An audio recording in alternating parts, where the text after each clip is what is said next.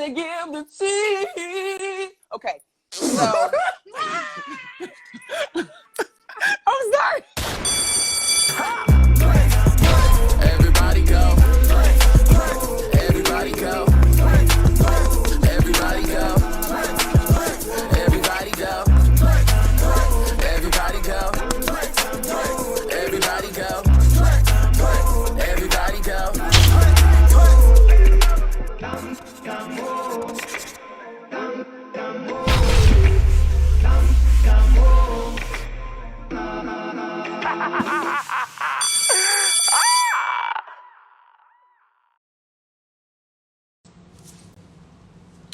I'm so sorry for being tardy. Listen, it's still the Christmas holiday, so the nerd is over here still reeling and dealing with the killing of the things. I'm so sorry for being late. Don't be too upset with me. Y'all wasn't doing nothing this Sunday anyways. Y'all was in y'all bed. Y'all was on the couch. Y'all was in the lounge chair. Y'all was doing all those things. You girls were doing nothing.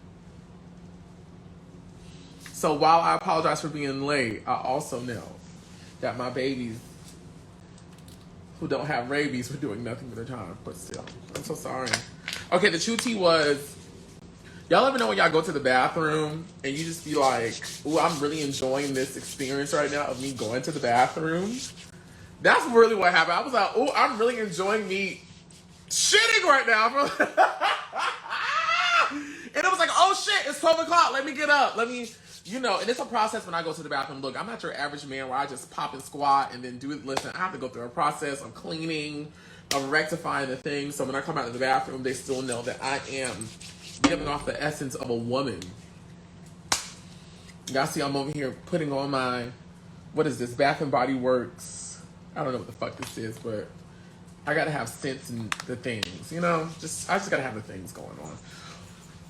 But listen, today we are speaking to one of my personal favorite contestants of Top Model. All time favorite contestants of Top Model. Like, this is Oliver's. Like, I know it's 100 of y'all watching right now, but fuck y'all. This is really my moment today that I'm living. It's not fuck y'all, but you know what I mean. Like, I'm excited to talk to Chris because she was my favorite from Cycle 15. And it's like, you know, they had... I'm sorry, I gotta oil my boobies up. Listen, ladies and gents, if you ever want to just a quick shot, get you some Johnson & Johnson, squirt her and rub her. Put her up to your neck. Don't put it on your face. But put it up to your neck because then it makes it look like to the people you work out. It makes it look like you do things in life. That's how my titties just came alive that fast. Yeah! But anyways, listen.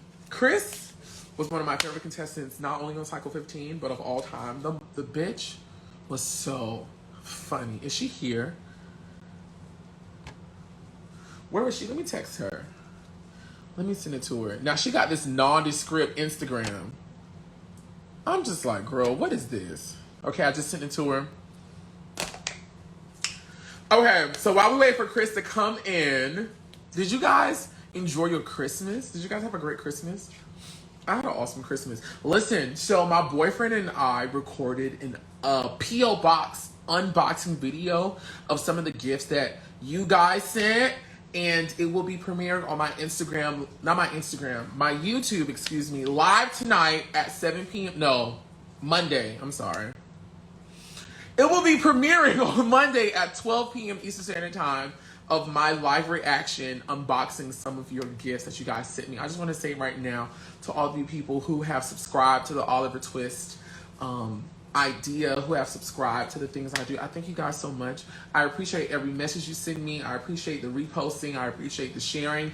I appreciate the compliments, the love, the encouraging words. You know, some of y'all get in my ass like, Oliver, you could do better in this, and I appreciate that because I know I'm not perfect. And every day I wake up, I strive to be better than I was the day before. So I thank you guys out there who have ascribed yourself to that notion because I am grateful. Be sure to check out that video, my holiday P.O. Box unboxing video. I still haven't come up with like a title for it. I don't know. But you'll be seeing me unwrap the gifts that some of you guys sent me, and I'm very happy about it. I was so shocked of some of the things you guys sent me. I was like, oh my gosh, these people took the time out to make this for me. So grateful, so freaking grateful. But without further ado, Bitch, I just broke out in a whole song. Let me see if I can do it again. Without further ado,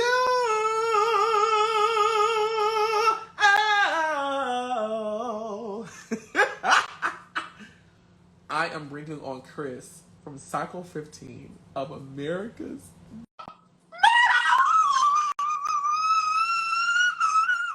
Bitch, I just hear Ariana Grande. Hey, boo. Hey, sweetie. How are you? What's the tea, girl? First and foremost, let me tell you, you was hitting them notes. You was hitting them notes.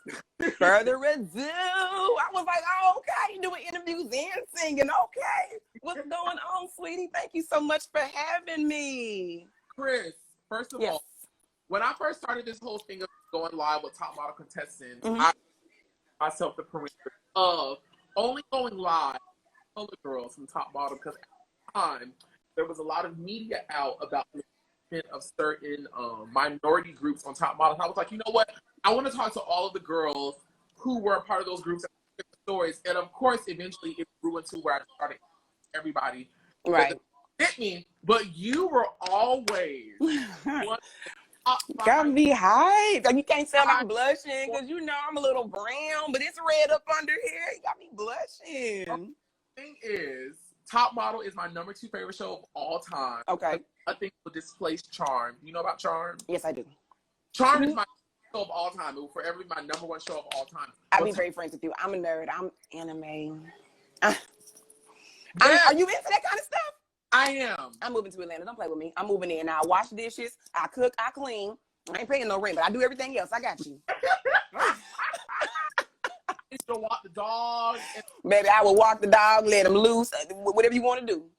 I'm on it. Wait, you guys, can you guys hear me? Can you guys hear me?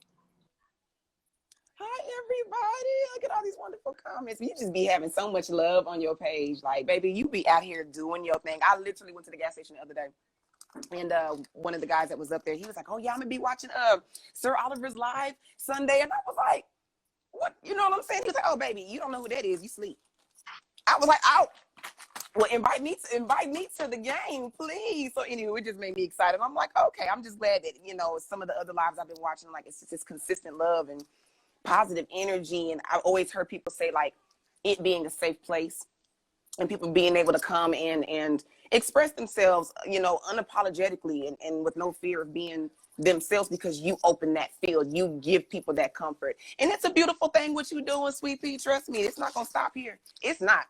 It's not. So I'm just happy to be a part. What are you doing, Suge?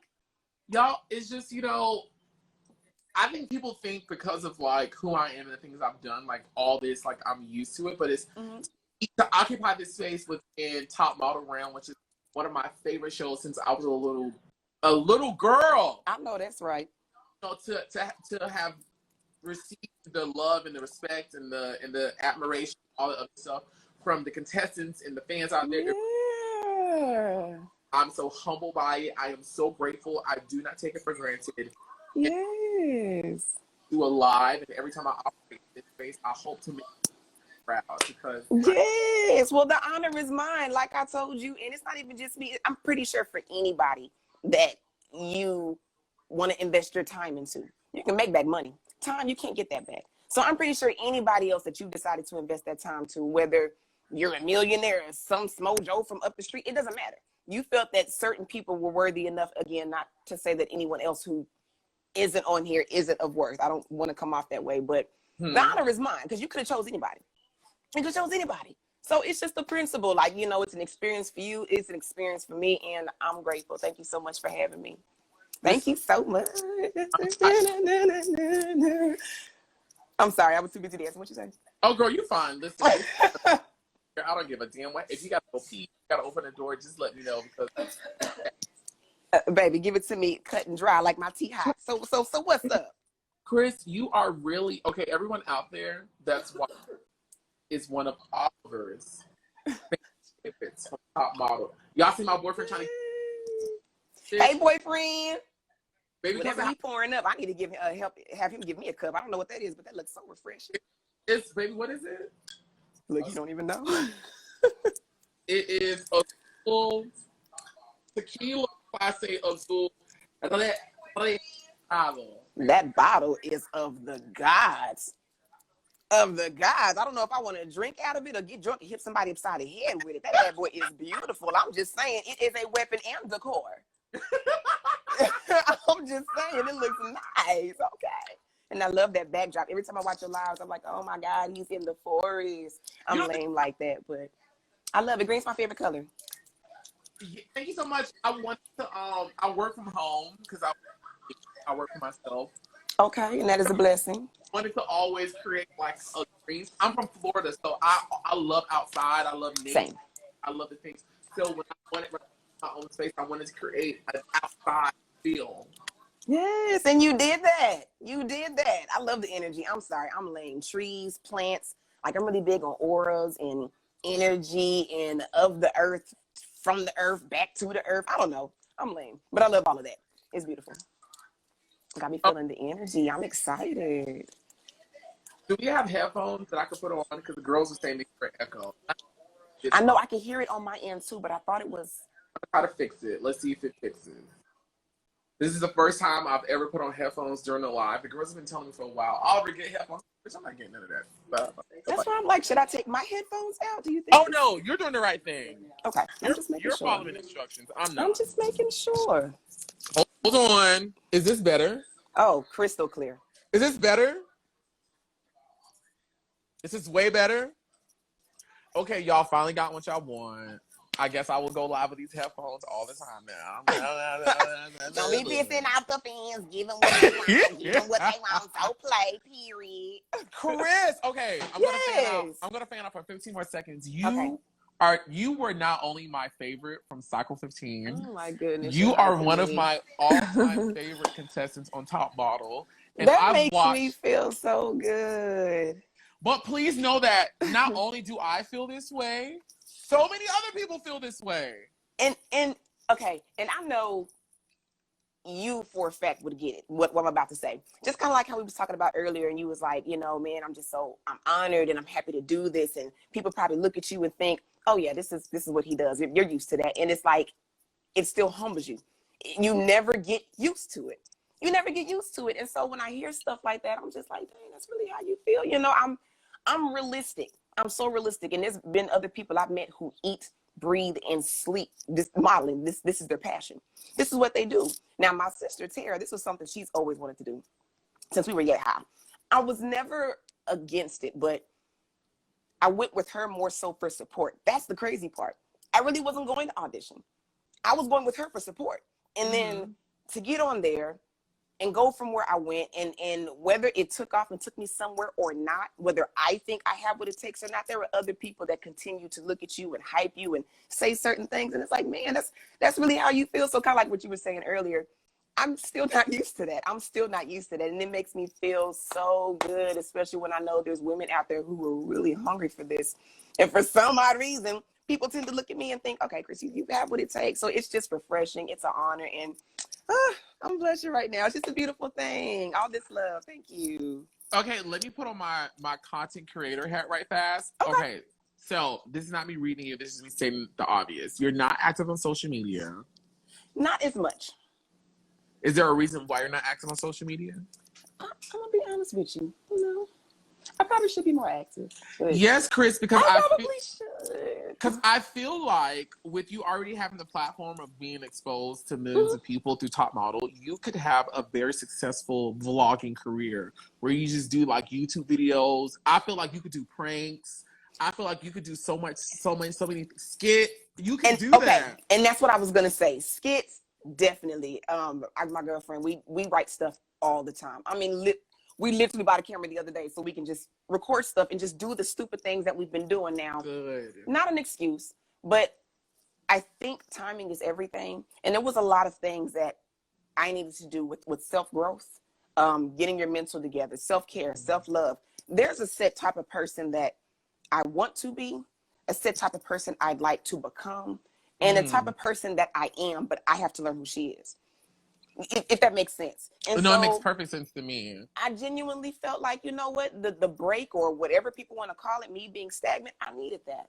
I needed that because if God wanted to come at that time and been like, okay, I'm gonna give you this, I'm gonna give you this, and give me all these outstanding blessings and opportunities, I don't think I would have used them the right way. If that makes sense. I think at that time, for me and my mental, because I know what I want and what I'm willing to tolerate and not tolerate, I think that blessing would have went straight over my head. So, like we were talking literally yesterday, you know, I'm at that point where I'm kind of like, okay, for example, with the skits, these alter egos, you know, me and my parents have been doing this, my siblings have been doing this forever. I have so many ideals and goals, and, you know, why not hit the pavement running? You should, Chris. Thank you. One of these days at a time, one day at a time. Okay. Well, listen, I'm not gonna brag and boast, but what I will say is, you know, Yes. my little chats do travel a little bit, so this would be a great way for you to like. Everyone, please make sure you're seriously. Seriously, make sure you're following Chris right now. I'm looking for my extension cord, baby. Can you help me find? I just need to plug up this phone to make sure it doesn't go dead. I would love it. I would love it. Okay, so someone was asking, and now that we're talking about this, someone was asking in one of the comments, I don't know if it was on this post or in a different post, but they were like, give us the backdrop on Myrtle. That's actually how I came up with Myrtle. It was a skit that me and my mom kind of came up with. And I have like 5 others. I have a ton. I just don't do anything with it. But, you know, you never know. I might meet the right person, get the right platform, get inspired one day. This may have been what I needed in order to pursue that. You know what I mean? Timing is everything. It's everything. It is everything, and you definitely should. I was just showing my boyfriend. I was showing because my boyfriend doesn't watch this top model shit. You know, he's gay, but he ain't gay like me. No, he ain't gay like me. You feel me? He ain't gay like me. So I was showing him clips of you. I was like, baby, you have to get into this Chris girl. Like, she was so funny during this cycle that was supposed to be like so serious. It was supposed to be serious. It's supposed to be a serious cycle, and you have this one. I'm just gonna say a black girl from Texas who don't give a fuck, who's being black and everything she does. I enjoy and I connect to when I see people on reality TV and they're being them authentic selves, whatever it is. You have to. You have to. If they don't like you for you, then what are you doing? You know, and sometimes I would look back on it and I'd be like, damn, I hope people never thought I was like not grateful for the opportunity. It's not bad, but everybody else can be serious and want to argue and do all this extra shit. I'm not about to do that. Life is too short. Let's have a good time. We are confined in this house with 14 other girls in it, and you don't get to see your family. We don't really get to leave the house a lot. So, yeah, there's going to be a lot of situations that aren't something you would take serious outside of the house. But there's a lot of tension. We're running off of 4 hours of sleep, 6 hours of sleep. Like, yeah, times get tough. So it's like, okay, loosen up. Loosen up. We have to be around each other. Why not make it enjoyable? So to close out this little mini consultation I'm giving as a content creator. Okay. You remind me, baby, she reminds me of Red and her girlfriend. Like just what she just told me. She reminds me of Red from Bad Girls Club. You remind me of Red from Bad Girls Club just in terms of like personality and just the likability of it all. And Red right now, Red only did Bad Girls Club, right? Like, that's the only time she's been on TV. What season? Because I watched Bad Girls Club. I never watched Bad Girls Club, but Red was the heavy set girl, light skin, red.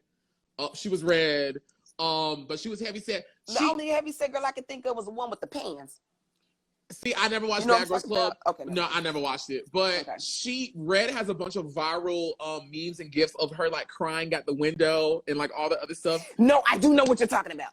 Yes, the memes. So Red was on one cycle of Bad Girls Club, only one season of Bad Girls Club, maybe 12 and 13, I don't know. But no, I promise you, I never watched Bad Girls Club. I never watched it a day in my life. Nothing wrong with that. Yeah, I'm just no shade. I just never watched it. Yeah. But I do know about it. But anyways, what I'm trying to say is she did 1 year of it, 12 and 13. The girls are saying right now.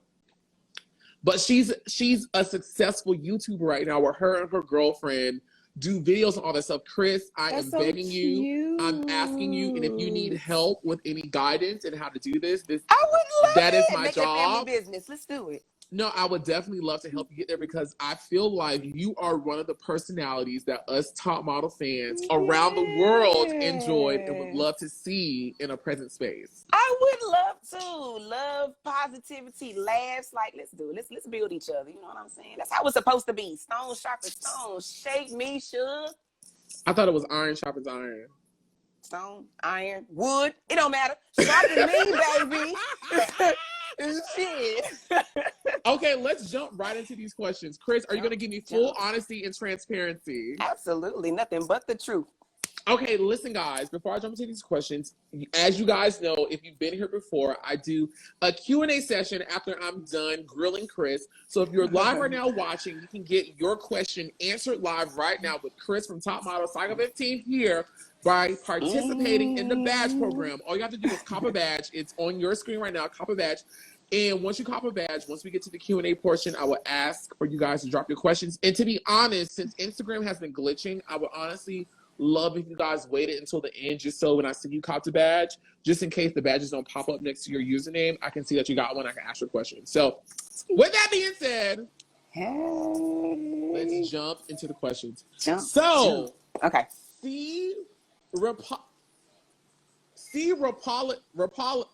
Y'all be, okay. I hate y'all usernames. Girl, I hate when they do this shit to me. I'm sorry, I didn't know if you was talking a whole nother language or what was going on. And it's like, Chris, I be wanting to shout the babies out for watching me and all the things. But it's like, girl, y'all be coming with all these hickory dickory dot usernames. Why you just can't be Ashley Brown? TT, Sarah, Sally. Underscore 1037. Dot 1 2 3. I'm cool. God damn. But anyways, here we go. So C, I'm going to try to pronounce it the best way. C. Rapalis is saying, hey, Chris, I love you. My question is, tick, tick, tick, flash. Flash. Tick, tick, tick, flash.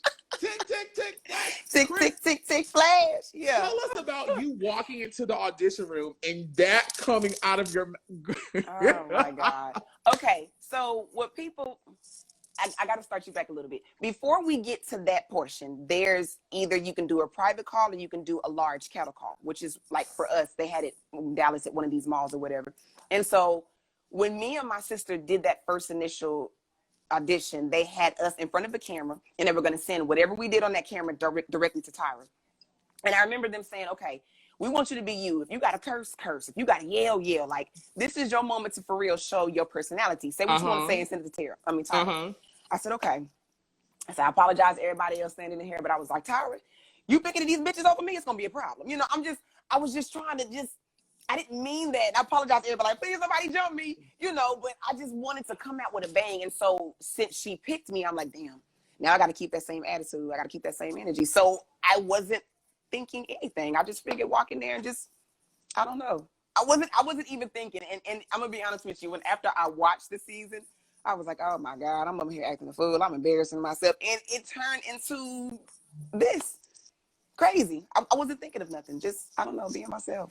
Can you do it for us right now? I don't even know what the hell I did. Was it my shoulder? Like, I honestly do not remember. You was like, tick, tick, tick, flash. Tick, I just remember I did like my shoulders like tick, tick, tick, tick, flash. I think that was it. But it's been so long. Oh my God. Do it, Chris. Do it for the people at home. They're living. Do it for the bitches in the back. Okay. It was do it for the bitches in the back. Do it for the bitches in the back. Okay. Don't get me too rich. I know how to talk properly, ladies and gentlemen. Okay. Hello. I think it was a tick, tick, tick, tick, flash. It was something like that. But it's hard to do it with the phone in my hand. My little stand broke, so I can't set it down. So y'all just work with me, man. Just work with me. And we appreciate it. So Pat Oliver wants to know, why do you think they casted Anna Maria if they felt like she was too thin? Didn't they see her wearing a swimsuit in casting? So remember, Anna Marie went home first. I remember and her. She went and Tyra. Basically, the idea that they wanted us to have was that she went home because she was too thin. Right. What are your thoughts on her being the first call out when the girls were being sent inside of the house, and now she's being sent home? When it's like, well, didn't y'all see she was too thin? What are your thoughts? I agree. This is just my personal opinion. No one had told me this, but when you get around certain people behind the scenes, producers, and certain things get said where you kind of understand. It's not to take it personal, but people forget that it is a TV show. Period. It is a TV show first. Then it's modeling second. So I'm going to be very frank with you. I'm not the type of girl to be like, oh, I'm so mad I didn't win. I'm going to be real with you. There's probably a whole bunch of other girls that probably should have had that spot, but it was my personality that kept me. I'm going to give you ratings. You get what I'm saying? Just being honest with you. It's the personality. So said all that to say this. Maybe they did know it. Maybe they didn't know it. But Top model, Tyra, Ken Mock, there's a method to the madness, and we have to give you a show. So whether there's certain things that are kind of already pre-set up, and maybe they're pre-set up, in the beginning, but then things become altered. So I do believe, yeah, they probably knew that baby had some extra baggage in the back. I'm pretty sure they knew that, but maybe, I don't know, maybe it was set up like that on purpose. She was actually very photogenic. In person, she was really pretty, very strong jawbone. But yeah, I think maybe they did that on purpose to have something to go off on. And I've had recent experiences in the film of like corporate reality TV, for lack of better terms, and that is something that I learned. Like, you can be beautiful, you can be all the things, you can be talented, you can have the resume, but if you don't have something that contributes to the storyline, which are these people's job, absolutely, this TV is fun for us to watch at home, but there are people who clock in and clock out every day. Absolutely. And in order for them to get to the next job and to get to the next project and get elevation, they have to create a television show. Yeah. First, before anything, a television show. Before anything else. In order for your show to be a success, you have to give them something to watch. So, for example, one episode was, depending on how far in the season we were, if I remember correctly, one episode was 1 week. Get it, baby. You got it. Oh, damn. Okay. I'm trying to grab it for you. There you go. Use them lips, baby. Okay. One episode would literally be a week's worth of recording. So you have to remember, if it's a week's worth of recording, Monday through Sunday, okay, so we did a challenge on a Tuesday, did a photo shoot on a Thursday, had some house activities like the episode where we were grilling, like a house activity, and then they just pick and merge things together because they're trying to find, out of a week's worth of shooting these girls, what do people want to watch? You have to give them something to watch. You have to. We're in the house all day, no TV, no radio. No one wants to watch you reading a book. And we're not strutting on the runway 24/7. So there's things that we have to do in the meantime. So yes, sweetheart, you were beautiful. You could pose. You can do all of that tomorrow. Today, while you're in this house, in this kitchen, give us something to watch. Yes. So, and I'll tell you guys, if you guys stick around after I'm done with this anthology, which let the fans tell it, I'll never be done with this anthology of interviewing you girls. But when the thing that I've done comes out, I'm gonna do like an expose in a sense of just talking about being a normal person who got introduced to reality TV. And there came a point in what I was doing where I was like, okay, Oliver, you know who you are and you know what you want to present, but you also know what the people who can change your life want from you. What can you do within a reason that gives these people what they want and why you get what you want, And it's like, at the end of the day, you have to remember, yes, whatever the show is, yes, I'm a model and I want to be on Top Model. Yes, I'm an American Idol and I want to sing. Yes, I'm a Real Housewife and I want to show my money. But you still have to keep in mind, the forefront is this is a show, and I must participate in these people's job. Absolutely. And their job is to continue with ratings. That's their job. Oh my God, let me tell you this one time. So I remember we were in Italy, and I'm trying to think of who did we meet. It was Christina from Cycle 14. I think she was the one that came back. Krista White. Krista, girl. Oh my God, I'm all over the place. Anywho, she was on there, and I remember the cameras weren't rolling, but the girls were getting ready in the back, and there was, I don't remember if it was other models that were coming in there that were part of the fashion show, but I remember one other girl came up to us. I don't remember verbatim what she had said, but long story short, she was like, oh yeah, we love the show, but if you guys, I'm trying to think of what she said verbatim, but if you guys come over here and you're trying to do X, Y, and Z, it'd be wise to get rid of some of the photos that you guys have. Or I can't remember what she was saying, but she was pretty much saying, like, here, it's no disrespect, but it's a TV show. It's a TV show. So until, you're out here actually working with Ford models, or, you know what I'm saying? Until you're doing something like that, it is a show. It is a show. It's a show. And some people were blessed to get a platform to still run with it. And I'm not saying that the girls on there weren't looked at with any respect, but again, back to what you're saying, ratings. It is TV first. It's TV. And I'm going to say this, and you can comment, then I want to move on to the next fan question. But you also have to take in consideration that when the people are building a TV show, they are, without explicitly saying it, they're placing characters within the Correct. story. This person is going to be our comedic relief. This person is going to be our drama queen. This person is going to be Mm-hmm. our hero. This person is going to make us cry. This, Mm-hmm. so you can film in. I cannot wait until I can talk the way I want to talk. Right. You can film for 24 hours. But if they have decided that Chris is our comedic relief, Chris could have cursed somebody out, Chris could have cried, Chris could have thrown something out the window. But if in those 24 hours Chris said 5 jokes that made people laugh, they're going to take those 5 jokes They're going and to highlight delete that. everything else. Exactly. And so for some people, like, a lot of people think like they don't like Casey, or Casey was hated by the house. I'm gonna be very frank with you. I didn't have a problem with Casey. I think personally her demeanor may have bothered certain people, but I respect the hustle. You're not supposed to be here to be making friends. It's cool if you could find that, but she came on the show to do what she wanted to do. And I think everyone in the house was so kumbaya that they had a problem with that. But anywho, you know, I'm trying to say the right things without. No, say it, Chris. Without, no, you better. no. No. It's not that. It's not that. I think verbiage is. I think verbiage is everything. You know what I mean? And so, I'm trying to think how to say this.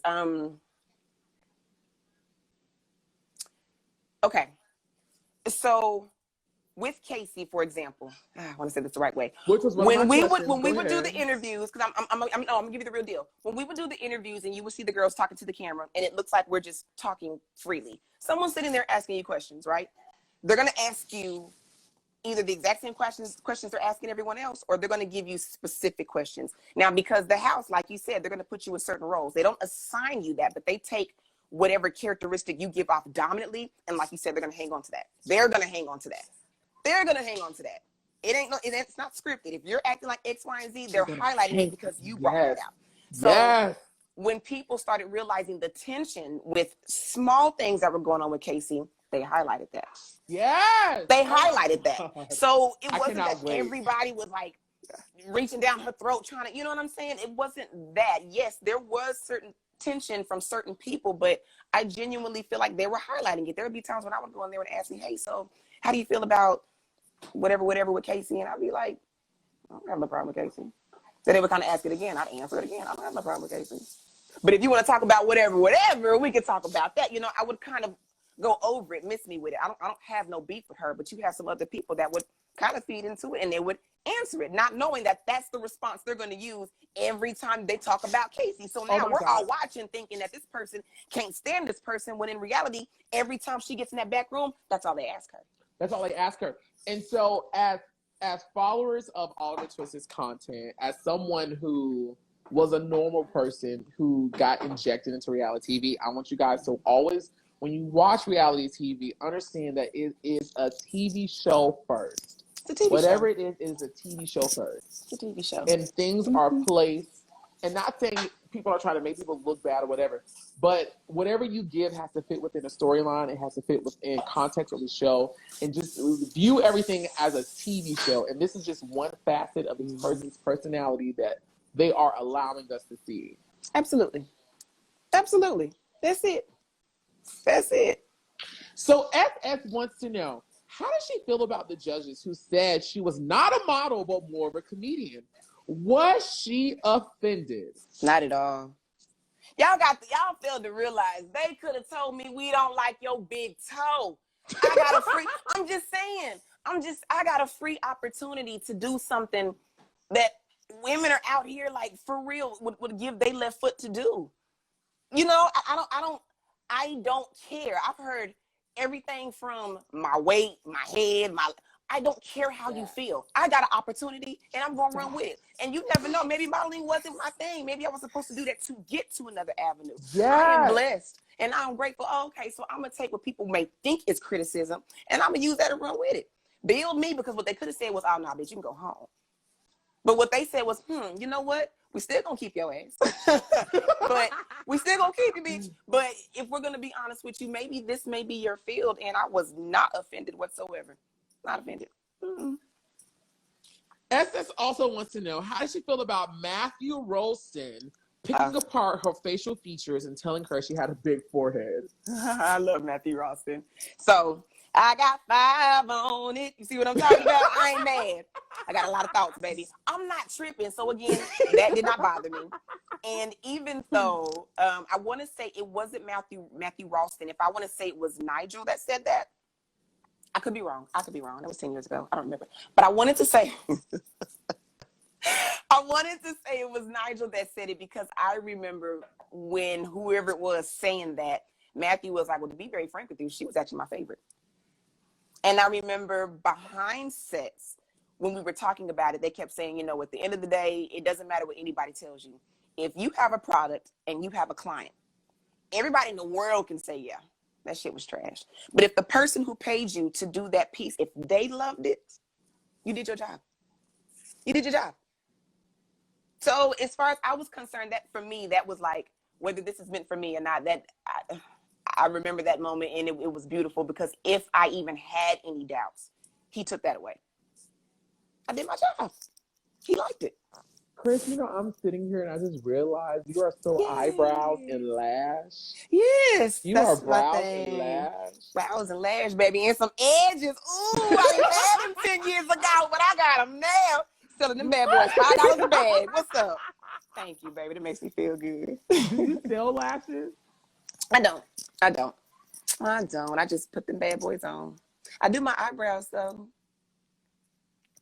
So, Chris, one of your first YouTube videos, here's a content creator stepping in. Yeah. One of your first YouTube videos, because everyone, I'm looking at the comments, their first comments about you were your eyebrows and lashes. You need to do Thank you, guys. You need to do a 10 to 20-minute video explaining your eyebrow and eyelash regimen. Y'all like this shit? Yeah. Y'all like? Yeah. It's really good. Yes. Come on, y'all. Uplift one another. It's a beautiful thing, especially when it's genuine. Like, just love, love, love. And when I tell you I was rushing through these bad boys, I woke up today and I was not feeling good. And I'm all in the mirror with my pillow under my stomach. And I'm like, I gotta do my eyebrows. So I didn't even think they were perfect. Now, and y'all got me feeling good. I like your eyebrows because when the girls do my makeup, I always tell them, there's 3 things when a bitch touches my face, I want her to do right. I want you to get my eyebrows right. Speak it.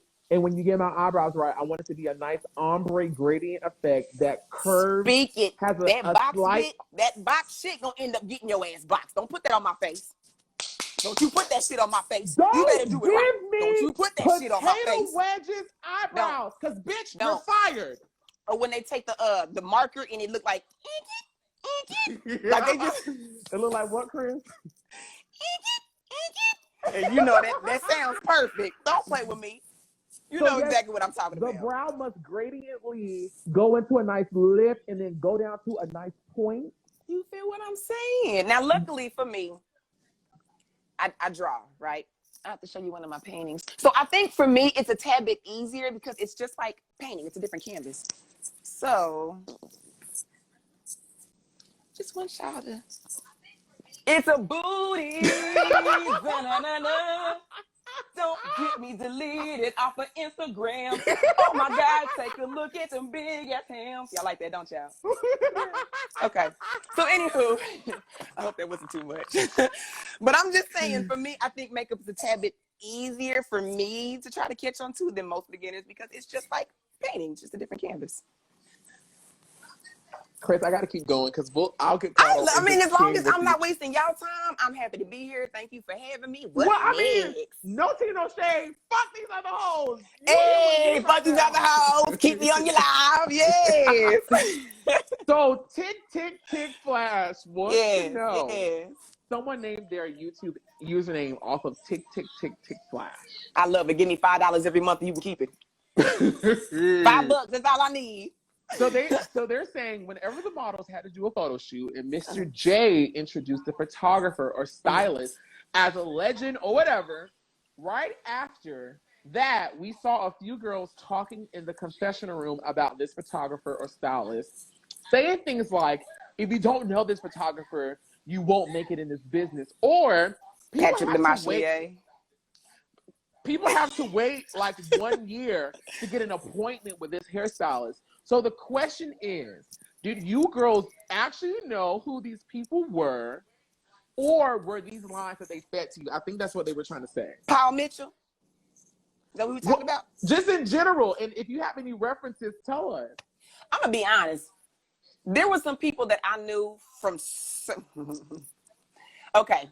Paul Mitchell, I knew who he was because I'm familiar with his bottles. Look at you, fucking up. Can't even keep it in your mouth. That's the one thing you got to do. Balance it, baby. Balance it. Okay, let me take it serious. I knew Paul Mitchell's brand because I've seen it in stores, but I didn't really know who he was. I didn't know. I'm gonna be honest. But even on the show, I'm not gonna fake the fun.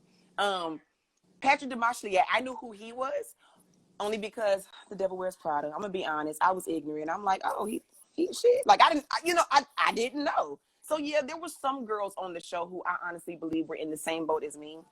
Didn't know, but they're not going to be honest. Sometimes you feel like, and there's nothing wrong with that. Sometimes it's not even you not wanting to be honest, but when you're surrounded by other people who you think may be educated and know that they may be just as ignorant as you kind of don't want to stand out like a sore thumb. Maybe you feel embarrassed because you don't know how you trying to model and you trying to be on a high fashion season and you don't even know who Patrick. You know what I'm saying? So for some girls, they may not just wanted to be honest about it. Me personally, there was a lot of people I didn't know. I didn't know who hear me.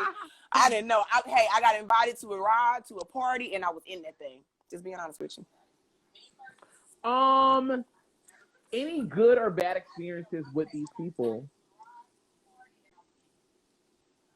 I'm trying to be honest with you and really think. I'll be frank with you. From my experience, no. No. From my experience, no. No what? I didn't have any bad beef with nobody. No one rubbed me the wrong way. It's hard to get up under my skin. I'm going to laugh and be like, okay, bitch, see you tomorrow. It doesn't bother me. You know what I mean? It didn't bother me. So I'm pretty sure people may have had an issue with me, especially because I was so aloof. I was so loose with it. People probably felt like, okay, well, that's fucked up. We here trying to get this opportunity and she over here playing. That's a personal problem.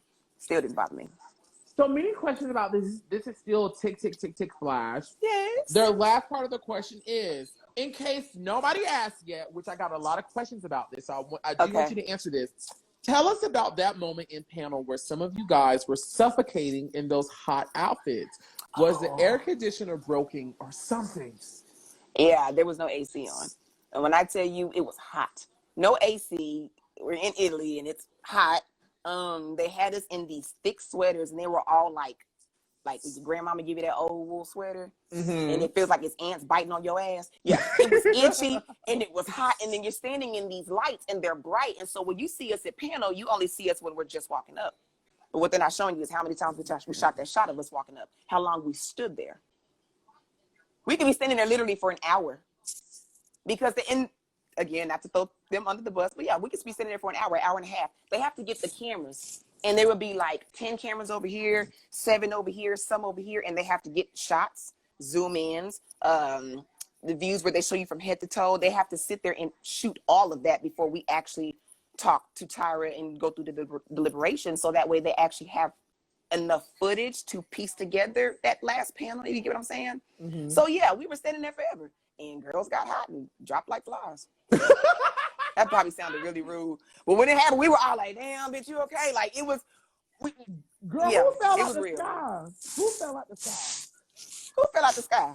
You said the girls was dropping like flies. Who flopped? Get out. Someone did drop. I don't know if it was... Let me not lie, because that was 10 years ago. They didn't show it on the season? I'm really sitting here thinking. I'm pretty sure that they showed it. To be quite honest with you, I didn't binge watch, so my memory is a little foggy. Because that was on the show and I don't even remember. Because I tried to give the fans like a merry, happy Christmas and a good New Year by doing a live every day.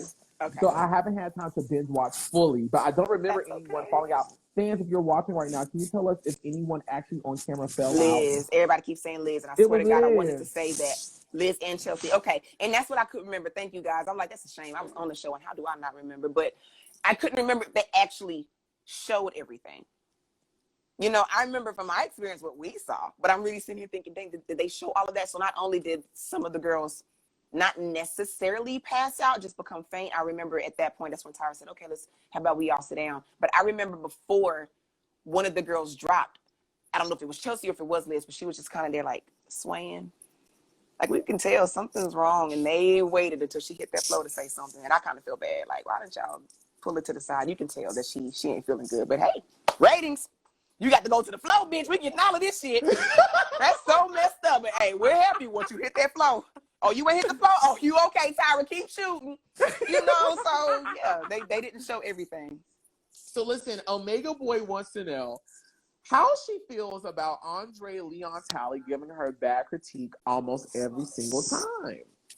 And I love Andre. I do too. I love his energy. And that's the thing. You have different people on the panel who have different views of not necessarily what beauty is, but what art is. And when you're in high fashion, it's completely different. It's not commercial. So yes, you can have a pretty face. Yes, you're 6 foot. That doesn't mean shit. There's something that they're looking for. There's a certain image that they're looking for. There's a certain, like, okay, taking pictures is like literally a painting. You got to bring it to life.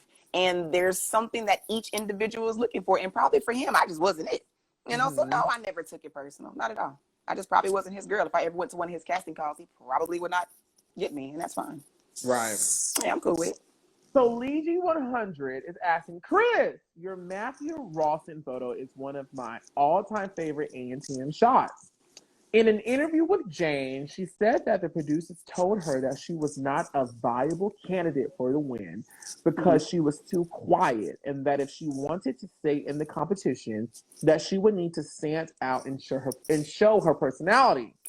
She discussed how the production team repeatedly put pressure on her week after week to show more personality.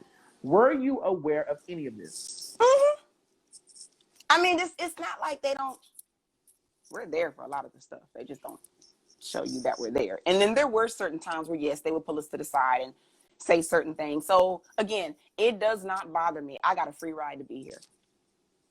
I got a free ride to be here. So yeah, if someone, a lot of people kept saying that. I think it was wrong for this and that to happen when you've been doing this. And someone had told me they felt that they were giving her chances to keep staying. But shit, what was the difference with me? They were giving me a chance. You know, I'm being honest with you. But Chris, you were doing well though. Like, you were doing well. And I'm not against that, but I'm like, the pot can't call the kettle black, regardless of how I look at it or anyone else looks at it. You know, there was a reason why they kept everybody. They're giving everybody time to shine. And whether the audience didn't like it, whether I didn't like it, it doesn't matter. I just kind of feel like everyone had their opportunity. And when my time was up, my time was up. And when Jane's time was, you know, her time was up. So it could have bothered me, but I went as far as I could, and I enjoyed myself. Went home happy.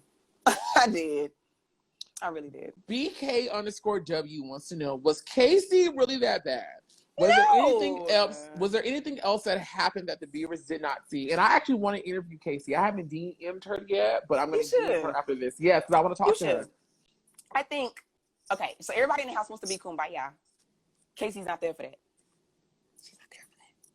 So that's going to bother people, number one, which it shouldn't. Baby girl came here to get her cho-chos and hustle, so you got a problem with it. That's personal. I'm just saying. But I also think that they didn't like her demeanor. For some people, they would consider her snooty.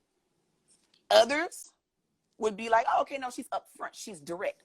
I personally didn't have a problem with her, but there were times where tension would get started off of something else, and then she'll come in the room and be like, okay, well, what do you think? And it's like, well, don't ask other people because you getting them involved in some stuff, you know? So I don't think she ever went out of her way to start stuff. But we were all young, you know, 19, 20, 21. People are letting stuff get out of hand. So no, Casey was not that bad. She was actually very pretty. She was very photogenic.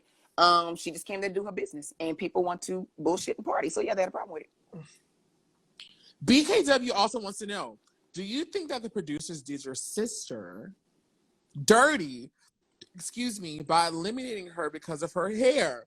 Did she get to accompany you to Italy as a decoy? And did any other girls go to Italy? A lot of questions about your thoughts and feelings about when your sister got eliminated outside a panel, about her short hair after they already chopped it off. Whoa, I'm about to give the tea. Okay, so I'm sorry. I had to. Okay, you're not dead. Wake up. Back to life, baby. Okay, so let me answer one of the questions. Decoys, yes. Now they do decoys, and my sister did go. They do decoys because when we're in other countries, other places, people know the show. They know that there's 15 girls. So the whole season is shot within 2 months. So before it takes 2 months, 2.5 months, something like that. So if we're in Italy and they see Tyra, you can point out Tyra, and there's 15 fucking girls, and we all got cameras. I can't tell you how many people. Oh, it's top model. Oh, they know it. So if we're in Italy and you see the same, scenario, but there's only 5 girls, that's giving away the show. This is the top 5. So to keep people from knowing the outcome, yes, they're gonna bring decoys to make sure that no one knows what the hell is going on. So you can watch it. So you can actually tune in. Why would you want to watch it? It's like, well, bitch, I'm not watching, and motherfucking ass won, and I saw her ass in Italy. Like, they're not gonna watch. So yes, they do decoys. My sister did go. As far as what happened with the hair, okay. People always felt that. I've seen comments where people are like, okay, well, she just gonna have to thug it out. Like, it is what it is. When you get your makeup done, sometimes, you're gonna get your hair cut, you're gonna get this. My sister had no problem doing whatever she had to do to get to where the fuck she needed to be. It's hair, honey. It'll grow back. It'll grow back. The problem was, we went to a specific store, the hair spot, that was not catered to ethnic hair. Now, there were people in there that knew how to do ethnic hair. The lady that did my sew-in ended up fixing my sister's hair. So when they did her hair, not only did they perm it, turned right around and dyed it. My sister damn near had bald spots. Damn near. So yes, she was pissed off. And then you turn around and eliminate me immediately afterwards. Why? You could have let me keep my hair and go home. So yes, she was upset. She was very upset. So the lady had to stop doing my hair to jump on her hair to get that corrected. That's why she was upset. That's why she was upset. But again, they don't show you everything. So yeah, because they made it seem like she was upset that her hair was being cut. No, exactly. That it's TV, boo. It's TV. We gonna lie to you. We gonna do what the fuck we want to get some views. That's just it is what it is. It is what it is, And so we're my sister's well past it. She never let the I'm sorry, y'all. She never let that deter her from doing anything she wanted to do. It never discouraged her. But yes, it was just the fact that, okay, you literally ruined my hair. You literally, okay, remember when she had her hair was short in the back and it kind of swooped in the front? Okay. Like Khalees. All of that was weave. That's how y'all cut her almost bald just to add weave to it. They cut her almost what? Bald. Almost what? Bald. Y'all cut my sister bald-headed and then sit around. I'm like, damn, you still cute, girl. That jawline looking extra sharp now. You know what I'm saying? But yeah, she was upset. Oh my God. She was very upset. So Chris, just as a mini side note, when I do these lives on Instagram and I edit them to go up on YouTube later, I always take a piece of like what I think will reel the people in. Oh God. And I put it in the front, and then I do the gunshot, and then I do the intro, then I go to the end. Every time I think you've given me something that I can put in the beginning, you do something else. And I'm like, oh I am animated, and sometimes I be trying to tone that down. But I'm so like, Chris, listen. The content creator is stepping in again. I think will be a great way for you to jumpstart if you want to monetize off social media. I think what a great thing will be for you to do is to review every episode of Top Model in the Chris way. Allow that to draw your audience in, because that's a built-in audience that already exists. You're going to get followers, you're going to get views, and then in the midst of you doing your reviews, mix in the things that you want to do. So by the time that you're done with your reviews, the fans have already gotten accustomed to your content, and the segue will be very much so easy. But I think that would be a great way for you to jumpstart your YouTube career. Please do Chris's reviews, and if you really want to get the girls excited, please let Myrtle come in and do her own reviews of Top Model. Speaking to Myrtle, because I see a lot of people in the comments. Let me get her real quick. Hi. Okay. My name is Myrtle. Is this an interview? Is this thing on? Give me a cheeseburger now. Bitch. I don't know why people like that ugly ass shit. Shit. I'm hungry. I don't know why y'all like that ugly bitch, but y'all love her for some odd reason. I'm sorry. I don't know why people like that. Oh my God. I don't know why people like that. Is the best top model live ever. Oh my God. I wanted to come in originally when I first came into the live. I was going to have on a mask. Then I was going to pull that bitch down. And y'all was going to be like, oh, okay, it's Myrtle. We didn't ask for you yet. Where's Chris? But I said, let me not do that yet. Let me feel the vibe first. All right, let's keep going. LaRon Corbins wants to know, has she tried to pursue acting or comedy since the show aired? There were so many suggestions from the powers that be on the show that told you, Chris, you have a career in making people laugh and you should pursue that. Did you ever do it? I did. I actually had, can I say this without saying too much? Okay. So when you go on the show, you sign a contract. Mm-hmm. There's a lot of stipulations in that contract Mm-hmm. with what you can do after top model. And it has some length on that contract. So for X amount of years. Like how many years? Tell us. 5. 5 fucking years? 5. So if anybody wanted me from that time up until whatever time, if I'm correct, it was 5. If I'm correct. It's kind of like, you go through a temp agency for a job. Yeah, you getting pimped, baby. So Top Model was my temp agency. And so if anybody wanted me for acting, if they wanted me for modeling, if they got to go through them. And off the muscle, there's a percentage that they're going to get for putting me out there. So I'm not saying that it was completely impossible. I'm not saying that. But the few offers that I did get, they didn't want to do all that. And again, I don't know what the stipulations were with all of that. I don't know what was really going on that they weren't telling me. If it was more expensive to keep someone who's just kind of starting off, and we much rather spend our money on someone who's already established. You know what I'm saying? I'm not sure. But did I get opportunities? Absolutely. It was just things that kind of didn't play in my favor. And I'll be honest, at that time, it wasn't even comedy. It was like I was getting offers from people who kind of wanted more serious roles, and I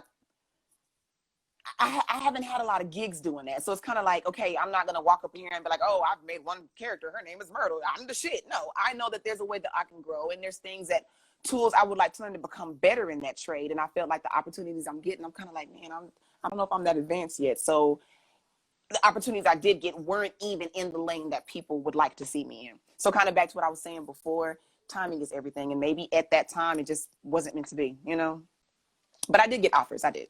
Do you mind sharing with us some of the offers that you got? If I can remember, sweetie, but it was all in LA, and I don't remember the name of the actual companies because I don't think it was anything like really big, to be very frank with you. I don't think it was anybody that was just booming in this bad boy. I'm not about to be acting with Denzel Washington. You know what I'm saying? Right. It was a start. And I remember when I found out who these people were, I had to go and look them up. I had to go and Google them and figure out, okay, well, have they done movies? And a lot of them weren't even movies. They were more like TV shows. I don't want to say the wrong thing, but the last guy I remember, he wanted me, but the guy that I guess he has to make decisions with, they have to agree on picking people. His partner didn't like me. I remember them. We stayed on each other for the longest. Everyone else kind of reached out to me and let me know, hey, we're considering you. We'll let you know after we speak to Top Model about whatever. I never heard back from them. But that one guy, he was literally the only one. I heard back from him. He had worked with me for about a week or so. He had sent me some little auditions to kind of do it on camera, send them back to me. And he was like, yeah, I love you. He said, but if I can get my partner on board, then we're good. Partner said, I ain't on board. I'm jumping off that hoe. And it didn't work. Damn. We ain't on board, we off. But it's cool. It's cool. Holiday 197 wants to know, do you think Anne deserved all of her first call outs, or do you think she was overrated at times? Not at all. Not at Anne all. was a bad bitch. Van was a baddie, baby. Who was a That was a bad bad bitch. bitch. She was sweet. Oh my gosh, she was so sweet. This used to be my favorite thing to do. Because, you know, Anne had a very deep voice. Uh-huh. And I would never forget, I was in the kitchen one day and she was like, do you want some of my noodles? I was like, no, Anne, I'm good. And she's like, oh, okay, guess you were hungry. And then she'll just come up later and be like, do you mind if I draw you a picture? I'm like, I'd love for you to draw me a picture. Okay, give me like 30 minutes. She was just the sweetest in her own zone. Just, I don't know. To me, Anne was one of the realest people in the house. And you can tell the feedback that everybody gave her. And she probably didn't really feel this way, but it was almost like she took it like that was the first time anybody called her beautiful. Like she loved it. You know what I mean? And she deserved it. Her photos always came out bombing. We would be in the house talking about like, how the fuck this bitch? She got all the best photos. And in person, you would look at her and think she's not. You would think she's not qualified. But when she get on that set, I don't know what she turns on. I don't know if Jehovah Witness was up in this spirit. I don't know what Holy Ghost she caught, but when she would get in that camera, I'm for real, it was like a whole nother light would turn on. And I believe she deserved to win. I believe that, you know, getting the first pick for every photo, we would be honest and show each other everybody's photo. We'd be like, yeah, and you got that. You know, besides Chelsea, I thought Chelsea was pretty bomb too. But hey, everybody who's joining. But like, there were some weeks where you were like about to dethrone her. Like, I can't think of, like, when you were underwater, everyone went up for that photo. Everybody loves that. Your wrestling photo when you were leaping was a great photo. I jumped. Yeah. Chris, you know, yes, you're a comedian, and yes, you didn't go there to model, but do you understand that you still produce great, amazing photos that justifies you staying in the competition? Yeah, I mean, I wasn't like other girls where I had any experience, or at that time, was that something I really wanted to do? Initially, I just went to give my sister support, and it just happened. So it took me a long time to feel like I belonged. You get what I'm saying? It took me a long time. And not to say that I wasn't worthy of it, but again, I have a lot of respect for people that have a passion about something and they for real want to do this. And sometimes it makes me feel guilty, like, well, damn, did I take somebody else's seat? But I had to stop feeling guilty about that, because at the end of the day, they wanted me there, whether you thought I was a good fit or not. So there has to be something that I'm doing right? It just took me a long time to get to that point. It really did. So I just always thought, okay, well, I'm here riding the wave, and it makes me feel good when you say things and other people that kind of confirm that, okay, I can do this. Barbara Starball wants to know, what did she think of the commercial with the roller skates and having to kiss the male model? Did she or the other girls know about Kayla's discomfort with the male model? Yes. Now, me personally, I had a blast. It was fun. That was probably the only competition we had that did not feel like a competition to me. Let's all go outside and be lame and rollerblade. But I knew Kayla was uncomfortable. And I think other girls knew it was uncomfortable, but that's the point of it being a TV show. It's ratings.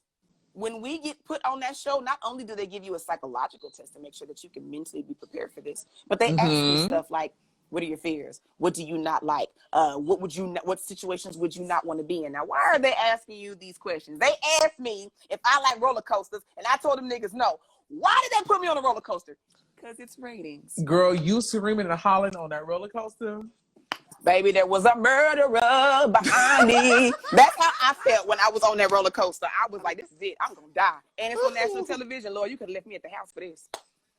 I was terrified. But I got on that bad boy just because I didn't want to say that I didn't do it. You know? Got you. I got to do it. Now, a lot of questions about your post-A&T career. Did you pursue modeling after you left the show? I wanted to. But again, mentally, I didn't think I was prepared for it. And it wasn't my direct passion. There were other things I was trying to do. Gotcha. Very frank with you. And so I had to get over this mindset of, okay, well, maybe I don't belong. Maybe I was on the wrong cycle. I should have been on something more commercial. Maybe this isn't for me. I had to get over that and realize, no, Chris, if you probably really could do this. So there were a lot of opportunities I probably missed because I'm telling myself I can't. You know what I mean? So no, not really. Small things, friends, you know, the homegirls making dresses for something. Okay, come through, whatever. Small stuff, but nothing on the big platform. Nothing at all. Gotcha. Hey, Chris. This is the Hey. Fedora's 93. The Fedora's 93 is asking, hey, Chris, who do you think should have won the cycle if Anne did not? Chelsea? Chelsea. Chelsea was probably the only girl on the show who, like, she knew fashion, she knew photographers, she knew other models, she knew. We would always be like, Chelsea, what's this? Oh, that's so-and-so with the blah, blah, blah. And I'm like, man, this girl's so educated. She should have got it if it wasn't for him. Good. So, crap, I keep telling you about these goddamn usernames. Why was Myrtle not asked back for All Stars? I think I was a problem child. You were a problem child? I think I was a problem child. What made you say that? What was you doing? Chris, we need to come over here and jump. Why? That's why. You know, and I'm not gonna not do it, but okay. I remember one time, like real shit. I remember one time Ken Mott came downstairs and he told all the camera people to put their cameras down. I'm sorry, your sister just DM'd me. DM my sister, tell her jump on the live. Okay, I'm sorry. And it's What you talking about? TLC Cassin 21. Is that your sister's Instagram? Cason. Yes, sir. And she says, Terra checking it. Tell her you spill all the tea. Okay, spilling it. And I'm slightly going to be messy. And Terra, if you're watching, once I get done with asking Chris all of my questions, I'm going to call you from my other phone so you can jump in. He got 2 phones. Okay, so. I'm a businessman. I got shit to do. Okay, so Ken Mott came downstairs one day. Oh, he hey, told all the Kim camera Mott. people to put their cameras down. They walked off, and he was like, hey, girls, you know, I'm going to be honest with you. Like, this is probably the best cycle that we've had. And we're like, what do you mean by best cycle? He was like, well, as far as keeping you guys under control, you're not as rowdy as, you know, you guys genuinely get along. Like, it's good energy in this house. We're happy to see that.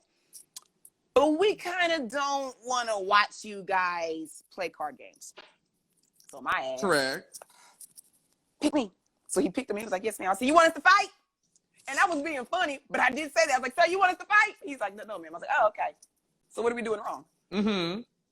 And he was pretty much saying, no, I don't want you to fight. But you need to give us something to watch. Mm-hmm. And the fact that you guys get along so well, it's kind of boring.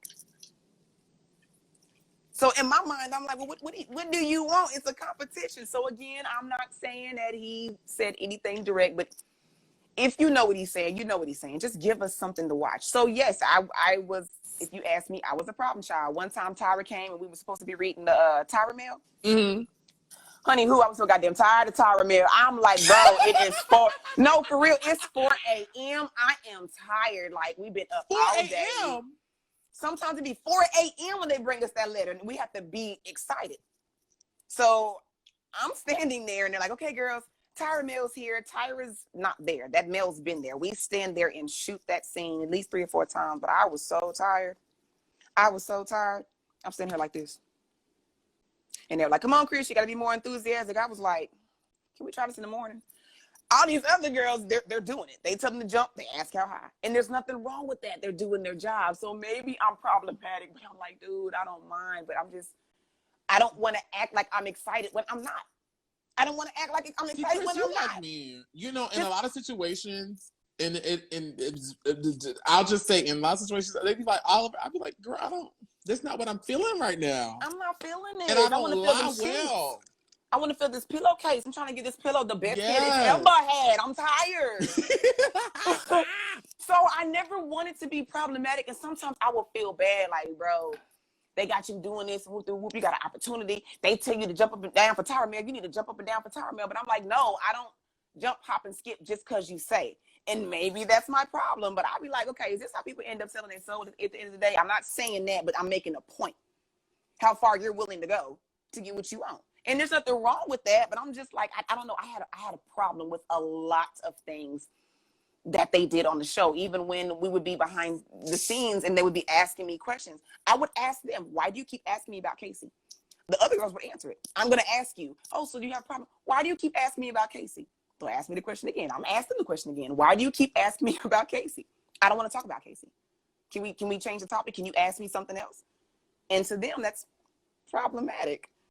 But I don't want to be drama filled. Stop asking me about this girl when we get along. And so I would finally answer it, and y'all wouldn't even use any of the stuff that I said because y'all wanted me to say something else.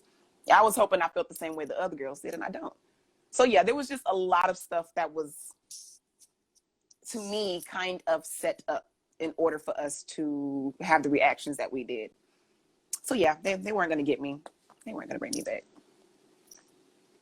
I just want to say this. I know the girls are dying for the day that I sit down and I talk to Jade, Angelique Preston, and it's Jade, Angelique.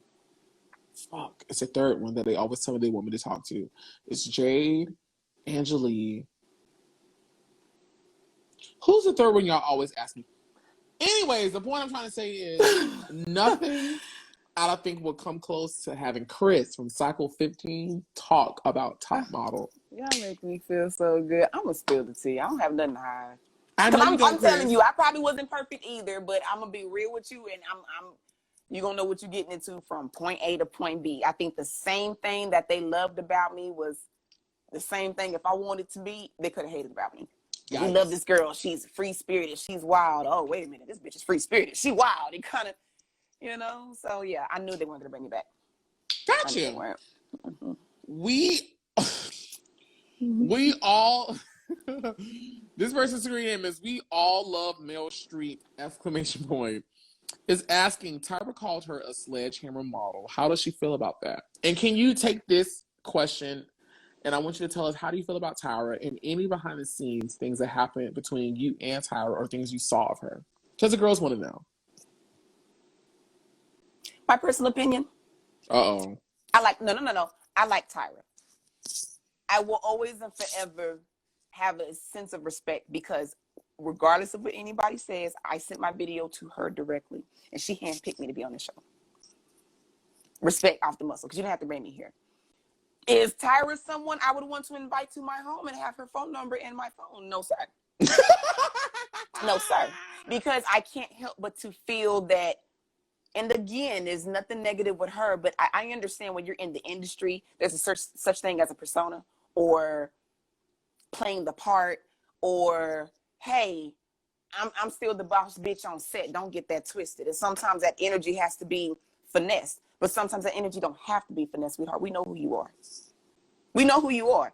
So my first experience with Tyra that had me questioning, okay, do I need to like for real peep game was when we first got picked. The first 15 girls got picked.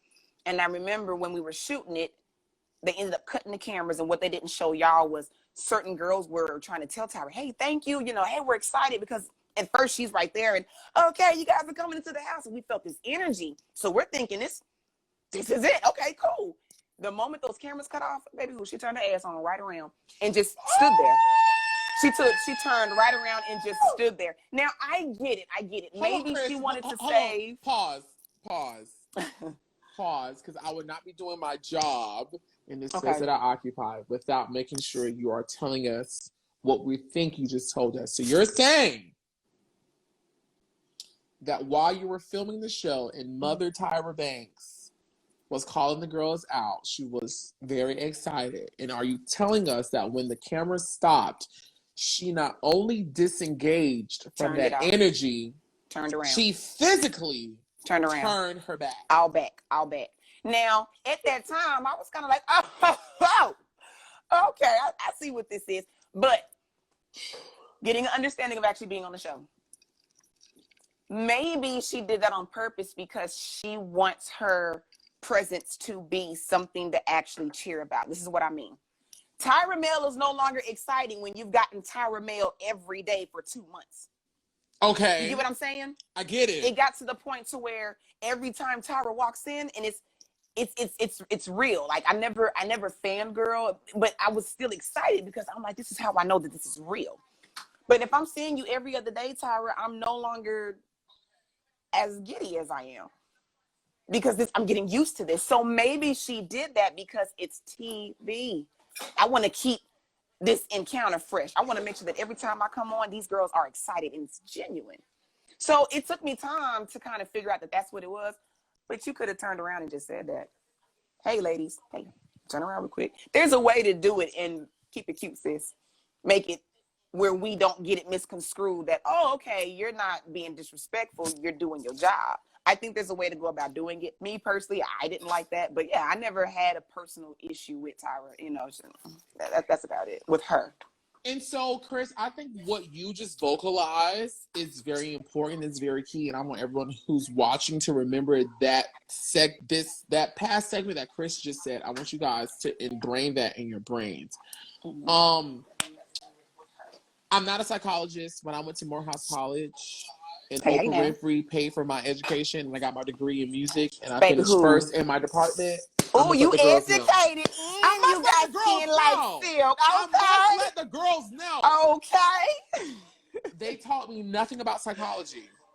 However, I do think that while Tyra is a human being and she's doing a lot of things that humans do in whatever.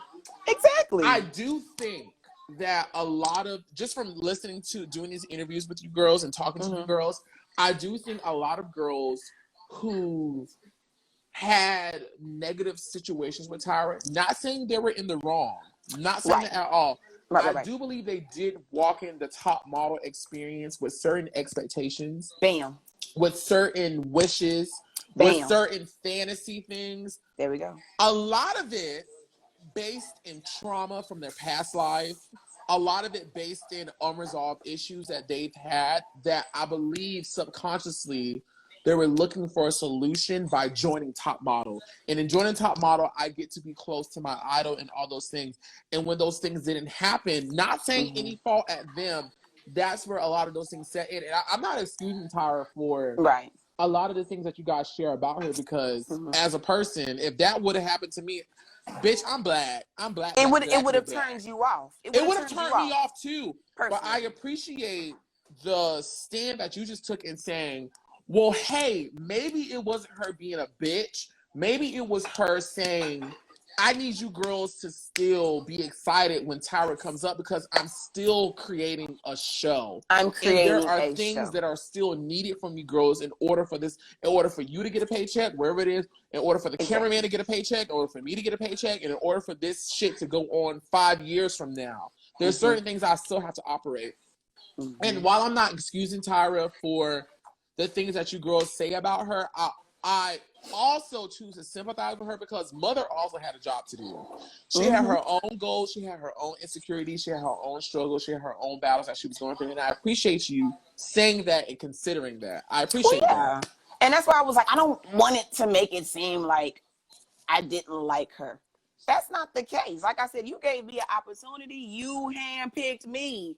Baby Who Tyra will always have my respect. Period. Because, and let me stop you right here and I'm going to shut up.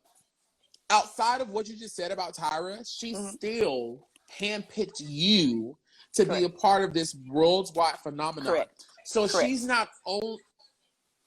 My thing is when people talk about Tyra, I really want them to consider all things. She turned her back on y'all when the cameras went off. But she still, out of thousands of girls, handpicked certain people to give them an opportunity. That's what I'm saying. That's what I'm saying. And back to the whole expectation. You got people that come on this show and may not have any expectation, but just go off of the basic value of, well, hey, I'm here, you better speak. That's rude. You're in Hollywood. You're in fucking Hollywood. I'm sorry, whether you like it or not, there's certain things you're going to have to suck up and do. So when you came in this game, when you signed that contract and you went through that whole week of psychological X, Y, and Z, that should have told you right then and there that you're about to get into something you may not like. They're not going to take us through all of this in a contract this fucking thick. That contract was thick. That contract was thick. They're not going to take me through all of that just to turn around and not test me on the shit they tested me on. You get what I'm saying? So I kind of went in with that mentality. There was things that caught me off guard, that I wasn't expecting. But I never looked at Tyra like, okay, yeah, I can't do this. I was just like, it is what it is, and I don't take it personal. Look at the glass half empty or half full. It's on you. And you know what? And I would like to move on to the other fan questions, but I think your attitude that you have while filming Top Model is the attitude that I have in the opportunities that I get. It's like, okay, girl, I know it's all fucked up.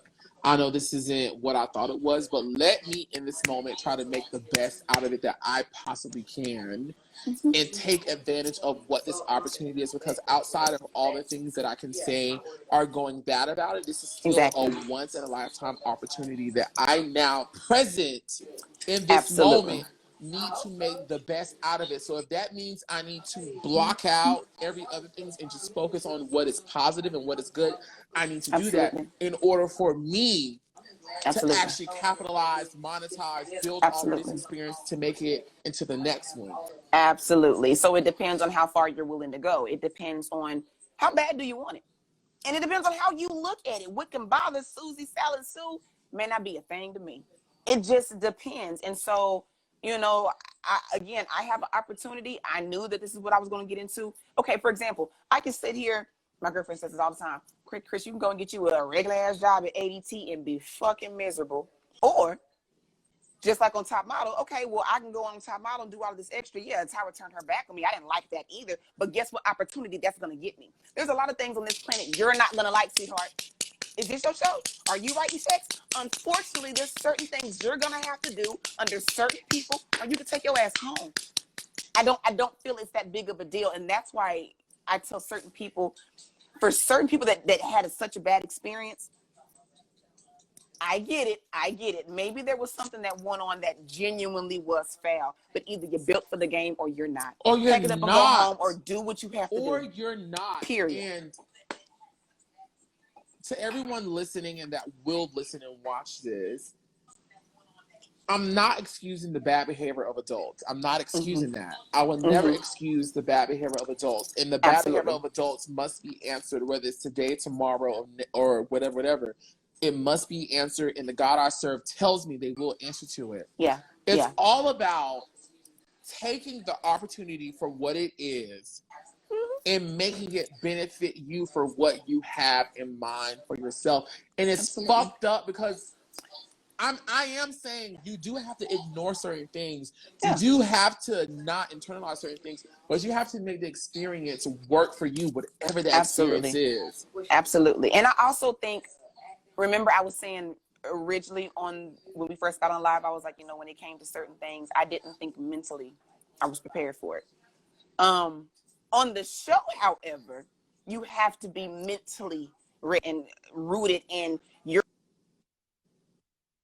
ways and who you are. Okay, I may have to do X, Y, and Z, but I know who I am, and I'm not gonna let this break me. Even if you are uncomfortable, I feel like you genuinely have to know who you are and be okay with it, and just do it. Either do it or go home. Let someone else have this opportunity. That's what I would tell myself. For things that I didn't like, I'd be like, okay, well, I could go home and give this spot to someone else. Okay, yeah, it's not that big of a deal. Let me go ahead and read the fucking Tyra mail.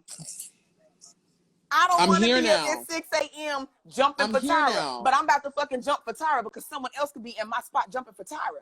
It's not that big of a deal. Let me jump, get my check, and go home. Go home. Because believe, and I hate to say it, and I need everyone around the world to understand that while Tyra shows us she's Mother Tyra and she's for all those things, yes, she may be all about all those things, but I believe ultimately Tyra was about getting her check and going the fuck home. Period.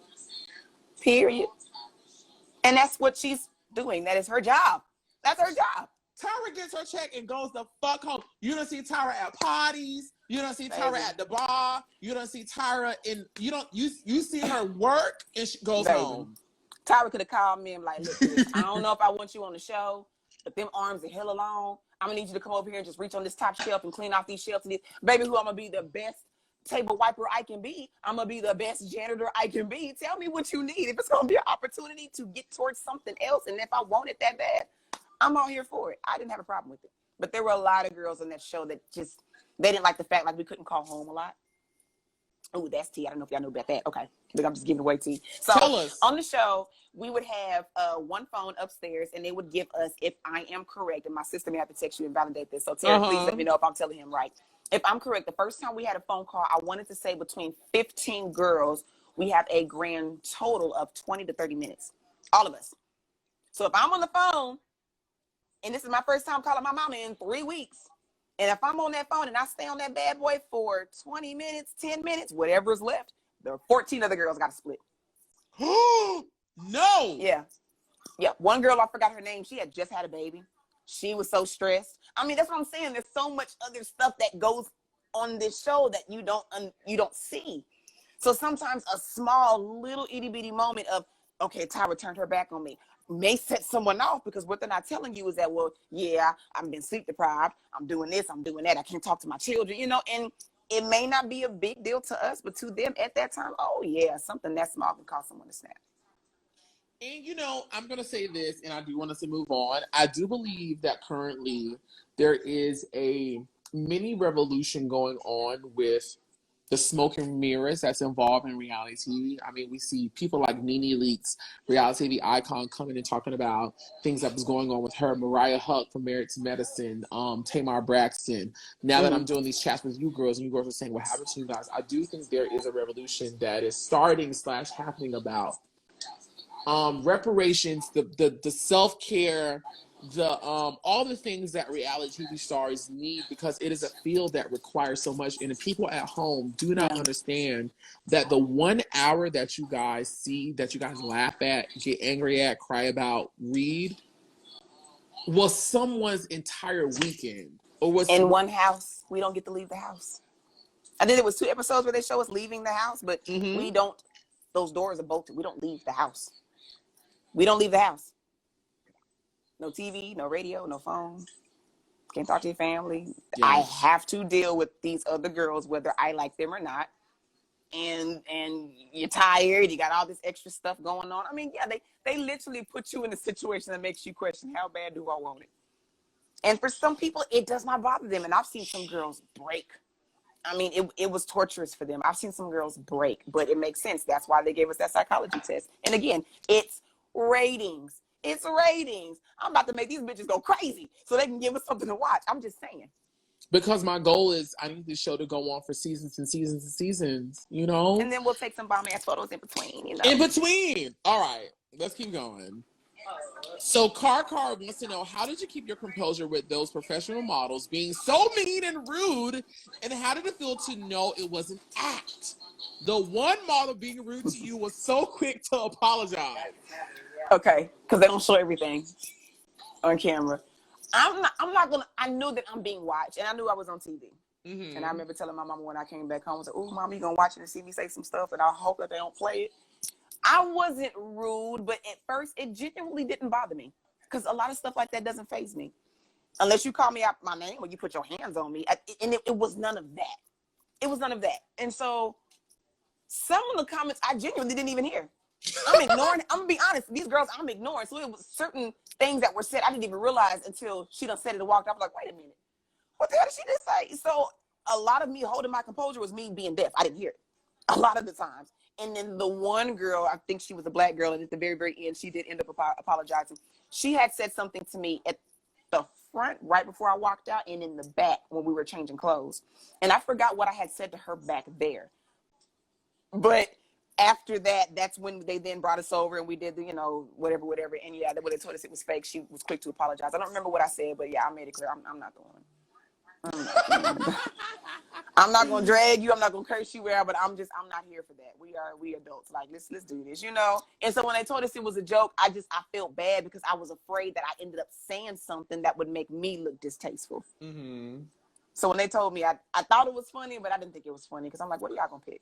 What y'all gonna show? Yeah, so it made me nervous. I was probably more nervous than she was. Gotcha.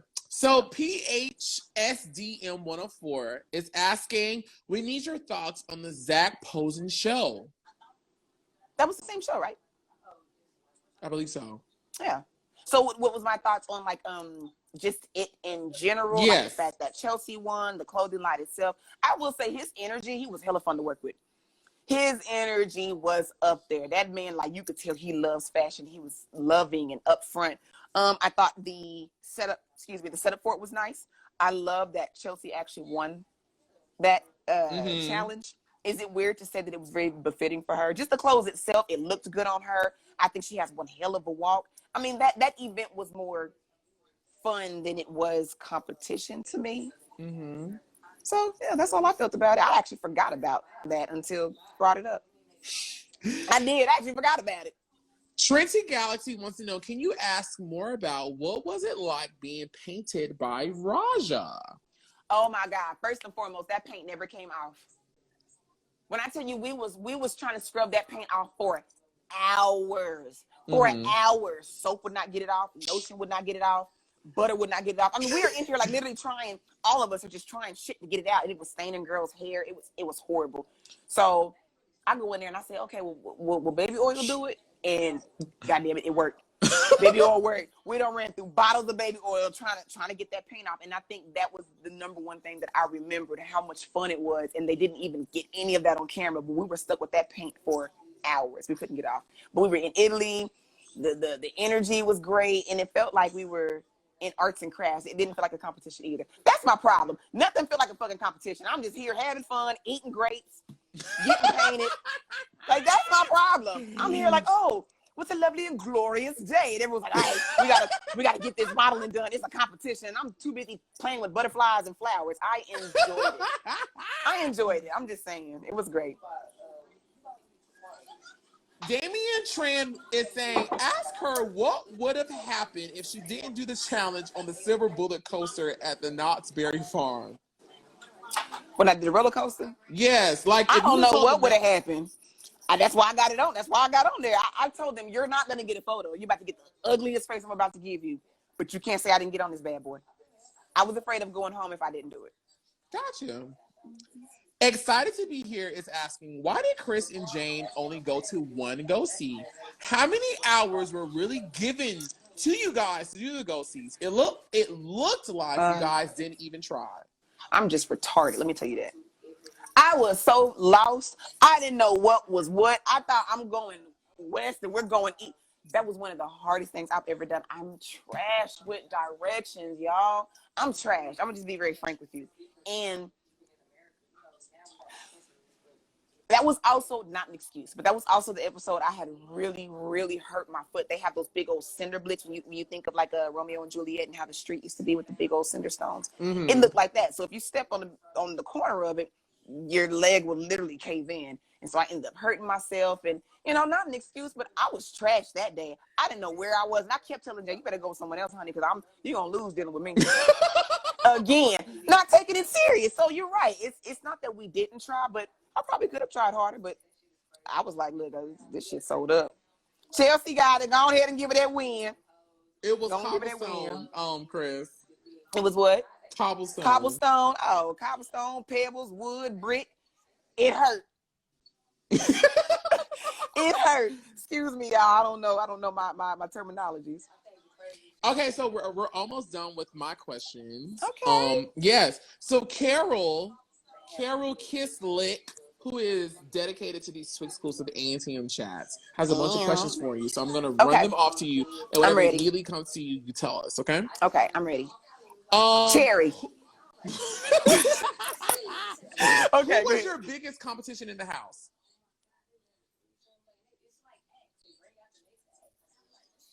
I want to answer that. I do. But it's hard to if I didn't feel competitive with anyone. That is such a trash response, but I'm being honest. But I did not walk in. That's the truth. I didn't walk in there and ever feel like, man, I was never stressed about getting eliminated. I wanted to stay as long as I could, so I never woke up with the idea that, oh, today I got to blow so-and-so out the water. I didn't feel that way. How was it working with Patrick? I'm going to try this. Demashlier. I was close. He reminds me of somebody's pawpaw, like an old French pawpaw. He's so smooth in the way that he talks. He's very loving and he's direct. He don't do a lot of small talk, but he's one of those dudes that when out of everybody on ANTM that I met, and you're gonna know what I mean when I say this, to me, that man walked like money. He walked like a brand. There's this certain demeanor he has about himself. Like, I was actually a tad bit nervous around him. And I don't get shy around people, as you know. But with Patrick, I was kind of like, let me not say the wrong thing, because this motherfucker looked like he would throw a shoe straight at your forehead. Like he didn't play, but he was sweet and warming and loving, and he would actually give you guidance during the photo shoots. He was really sweet. Nice. Which photo shoot was your favorite, and which photo shoot was your least favorite?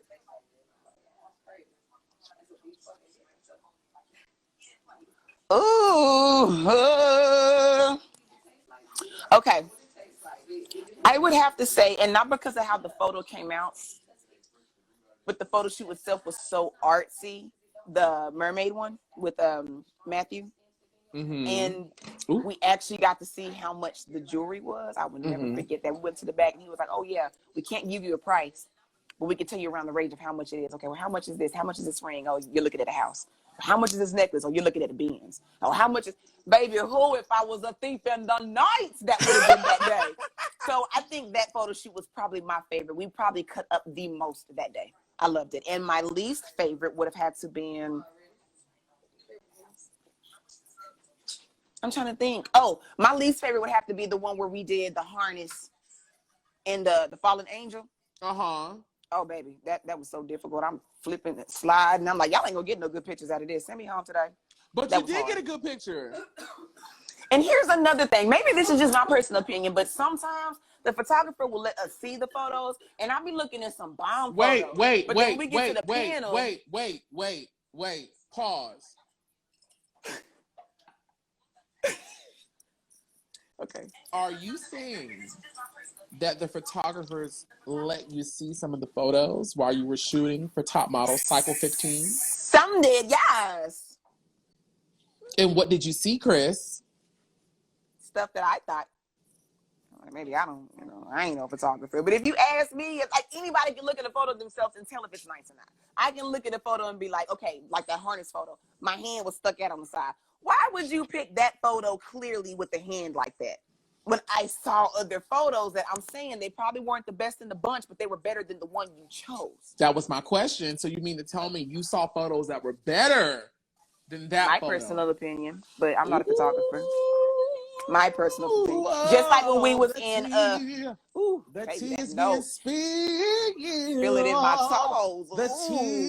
The tea is being spilled on a Sunday afternoon. And my cup is hot.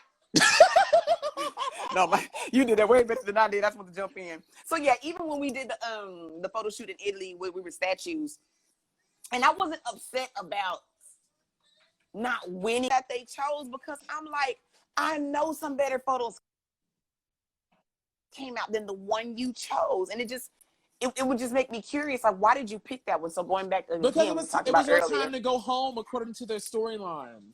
Exactly. So we're not gonna pick a photo that actually may keep you here when we know who we want to win. Now, I'm not saying they wanted Anne to win from episode 1. They did. But when we get down to that, they probably did. But when they got down to the last like 7 episodes, maybe that's when they confirmed it. So now we have to set up these girls for their farewells in a specific order. And it is what it is. They still could have chose a bomb photo and still sent me home.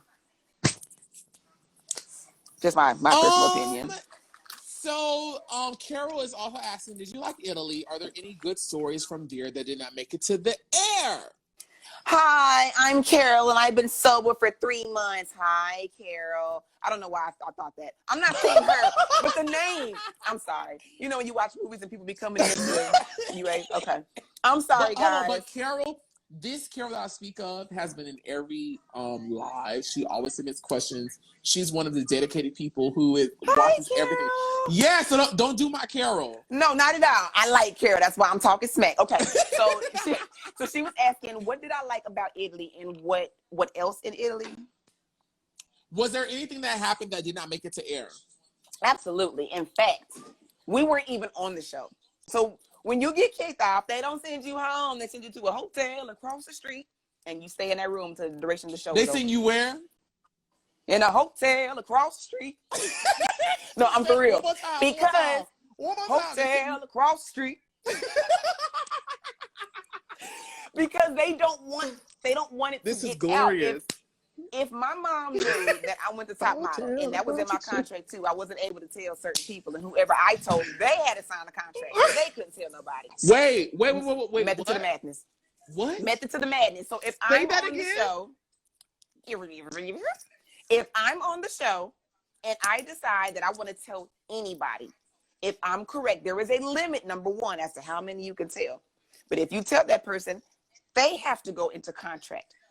So they don't tell nobody. Top Model does not play about what episodes we're doing, when they're coming out. We don't want you to see nothing until it drops. So instead of sending you home, if my mom knows I'm on the show and I come home, but girls are still out there, she's going to know, baby, you didn't win. You get what I'm saying? So they send all of us home at the same time. We all come in that bad boy together, and we all go home together. So when you see us packing up our stuff and leaving, we're not going home. We're not going home. We're going literally to the hotel across the street, and that bad boy's going to be 5 stars.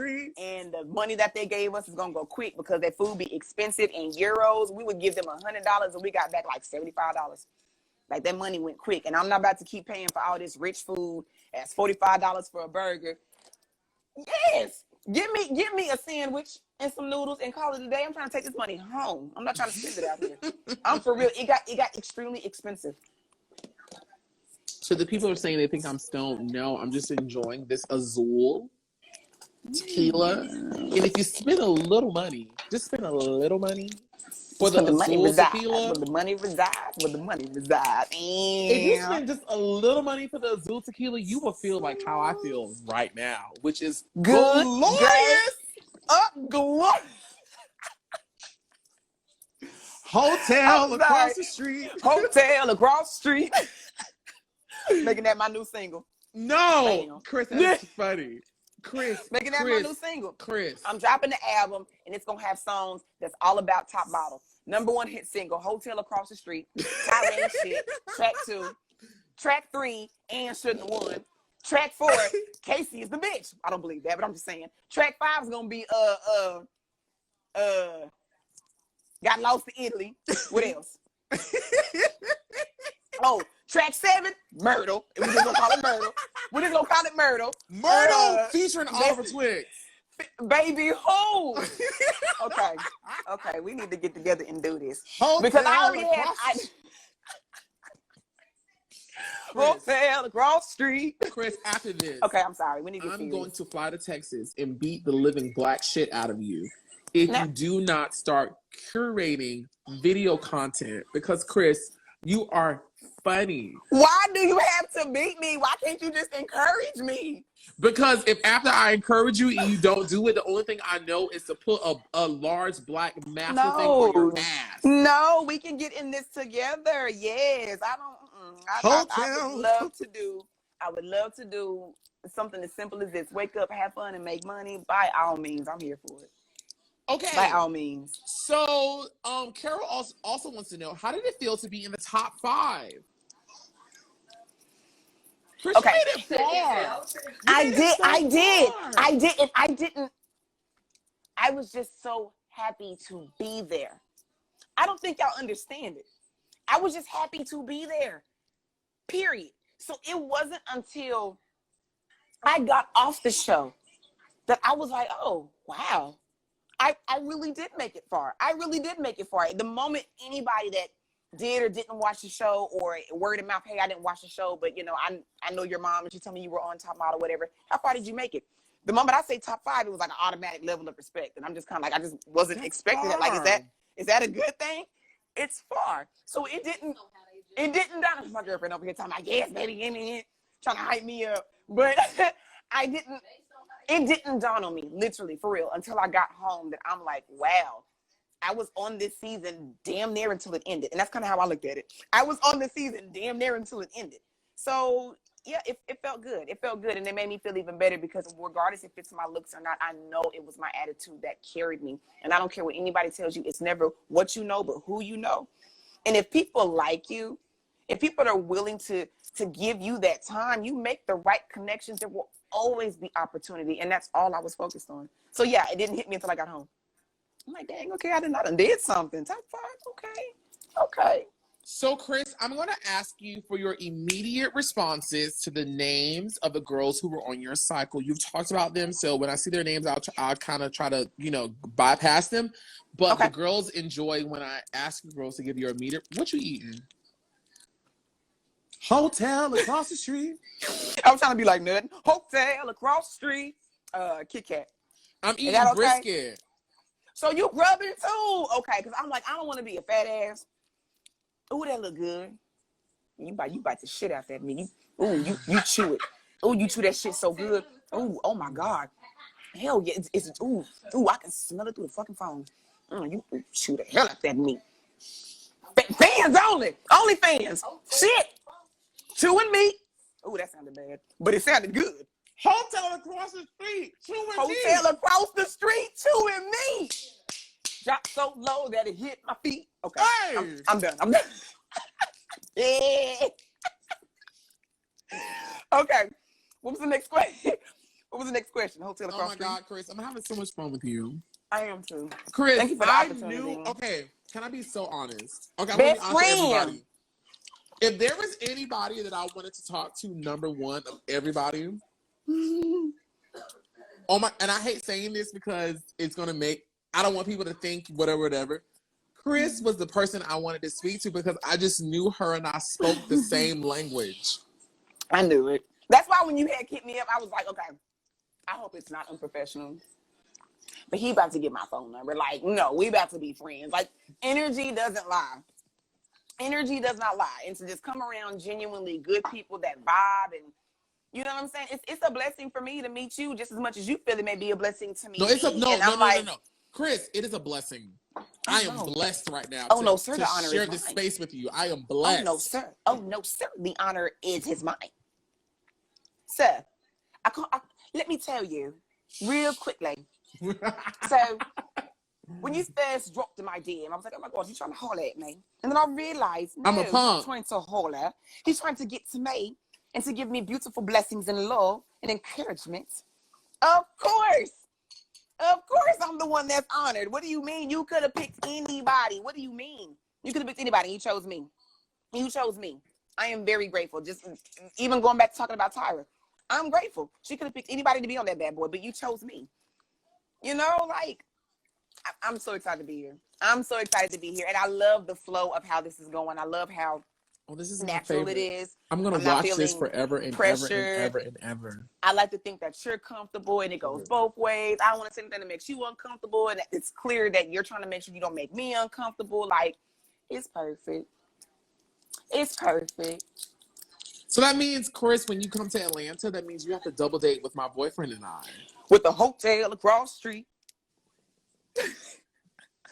Look, hey, boyfriend. Okay, hold on. Let me show mine. She's showing her girlfriend, baby. She's itty bitty. A hotel across the street, chewing meat. Hang so low that it hit my feet. Terra. Hi. Oh, yeah. Oh, yeah. She's talking about what's up. I know. I heard her. She said, what's up? Now let me slap her. Go away. All about me. You hear in the background something about hotel across the street. Okay, listen, back to the question. I want you to give your immediate reaction to these girls as I list her name. Anna Maria. Blank. Terra White. What, my sister? Bomb.com. Sarah. From my mama. Rihanna. What? Ruler boy? No, I know. The other Rihanna. I love her. But I'm sorry. When I hear Rihanna, I think music first. Rihanna was a sweetheart. First thing that comes to mind, sweetheart. Lexi. I like Lexi. We follow each other on Instagram. Casey. I like Casey. Kendall. Oh, my God. Favorite. Was Kendall your favorite? She was one of my favorite girls, yes. I loved Kendall. Kendall and Terra were actually really tight, too. Yeah, Kendall was one of a kind. She really was. Do you think if Kendall would have showed more personality and wasn't so country, she would have made it far? I think if she wasn't on a reality TV show that's only worried about personality first and then modeling. Yeah, because Kendall had it. I mean, she had this fierceness to her. Look at Beyonce. I love Beyonce, but Beyonce's country as hell. Do you think that kept her from getting Nala? in Lion King. There were so many people. Look, I'm not throwing no shade. I'm just saying there were so many people that were like, Beyonce was too country for that role. She got it. That's not going to keep you from being successful if you have the talent and you have the people that want to see you in that place. And I think Kendall can do it. I just think it was a TV show. Mm-hmm. Esther? It was different. Esther was different. No, not in a bad way, but that's every time I think about it, that's what I think of. She was different. Liz? I love Liz. Kayla? I like Kayla. Jane? I like Jane. Jane was really funny, low key. And then Really Chelsea? I like Chelsea. And then Ann Ward? I like Ann. That's all I can think of. So either I like him or I don't. Simple as that. Simple. So here's my Simple. last question before I open it up to everybody to start dropping your questions below. Chris was shown as someone with a really bubbly personality. Does she think that her happy-go-lucky image affected her chances of winning Cycle 15? No. Because, and I will say a lot of comments from YouTube and Instagram said that if Chris was on a cycle that focused more on personality, everyone believes that you would have made it into the top 2. And that's what I'm saying. Are we focused on strictly modeling, or do you want ratings? You know what I'm saying? So I feel like, yeah, maybe if I was on something that's more commercial, but at the same time, whether it's commercial or high fashion, you're gonna get the same girl. You're gonna get the same girl. So it's kind of like, okay, either I was meant for that or I wasn't. And I personally feel like they already knew who it is they wanted. Mm-hmm. I thought I put it down here in my notes. Chris, can you please? Oh, girl, almost died. Better not, because I can't help you. Yes. Could you please tell us about that runway, that Beltway runway? And when you got on, you said, Chris, listen. The people know I love that my black people are black people in space on reality TV. Yes. When you got to that thing, you said, "Oh Jesus." Chris, I fell out. Because I thought I was going to bust my butt in the moment I realized, okay, bitch, I'm good. Okay, let's get back to it. But when you first get on there, it's going faster than you think, and you have on heels. Most people step heel-toe, and you shouldn't. You should step toe-heel. But it's going so fast. It's going so fast, you can't. You have to do heel-toe. You have to. It's going to push you forward. Chris, you said. Baby, it kept it going. Hey, I have a job to do. So I just didn't want to follow my ass. I'm more concerned with embarrassing myself on national television than certain situations. Because at that moment, I wasn't worried about being composed. I wasn't worried about what the judges saw me or if they noticed that I'm cursing. And I didn't worry about that. I was just like, okay, there's going to be millions of people watching this. I do not want my face to hit this floor. Okay, I know that's right. That's all I cared about. Well, listen, Chris, I have no more questions for you. I'm now going to open it up to the fans out there, and I want to shout out to the people who already got badges. I see, Ball Terra Don't Care, Emmy Kins, I_am_Tim_Eason, Edward_Archibald_Spats_Barina, and Gorgeous_Adrian. I want you guys to drop your questions right now. While your names are fresh on my thing. And if you guys out there who have not gotten a badge want to ask Chris a question, the time is to do so now. Drum roll. And real quick, there was a guy in the comments and he just had me dying. He was like, your sister, she's single. And then my best friend commented on there and said, no, sir, she's married. Oh, we're going to call Terra. I'm sorry, that just tickled me. I'm like, my best friend is here tripping. Oh, my goodness. So much love. Just wonderful people. So Balter Don't Care is asking, were you asked to do all swords, excuse me, which you kind of answer, but can you answer it again for me? No, I wasn't even offered. Okay. Gorgeous_Adrian is asking, what new projects are you currently working on? I can't consider it a project personally if you ask me if it hasn't been put into play. I do have ideas. There are things that I'm wanting to do, but am I in the process of doing it? No, I would like to get them started, but me and Sir Oliver are gonna have that talk here shortly. So no, we will. I'm gonna get you together. I'm gonna get you together. I'm looking for the people who got badges. I remember the Oh, name. Josephine, I love you too. All this love, it's so sweet. And it's so fucking sweet. All the people that I will call the names out again. So we have Irvin, Volunteer Don't Care, which I just Hi, asked a Earl. question. Emmy Kins, I am underscore Tim Eason, Edward, and gorgeous underscore Adrian. Ask your questions. Chris, what happened to the phone?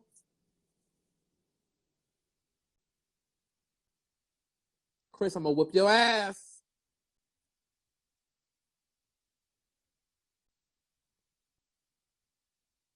Randy Milan. I got you, Randy, baby, because you've always. Can you guys still hear me? Her phone must have went dead. I'm gonna beat Chris's ass. Terra, are you still here? Let me see why Chris's phone, because she has to plug it up. I'm pretty sure her phone went dead. She has to plug it up. Let me see if Chris is here. I mean, not Chris. I'm sorry, Chris. I'm sorry, Terra. Let me see if Terra is here. TLC. Uh-oh. Hotel across the street. Ooh. Let's see if... I'm pretty sure Chris's phone went dead, y'all. We've been on live for like an hour and a half. So I'm pretty sure her phone went dead. I'm going to go back and I'm going to announce the badges again so you guys can ask her questions because I want to make sure you guys get your questions asked. Terra, are you here? Let me message you.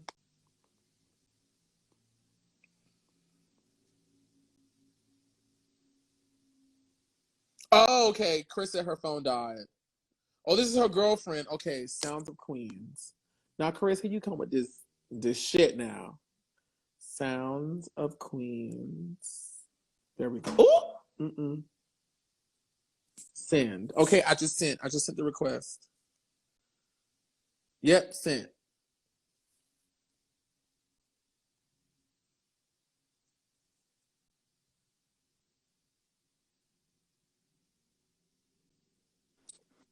Black people don't ever keep phones charged. That's why I had to get 2 phones.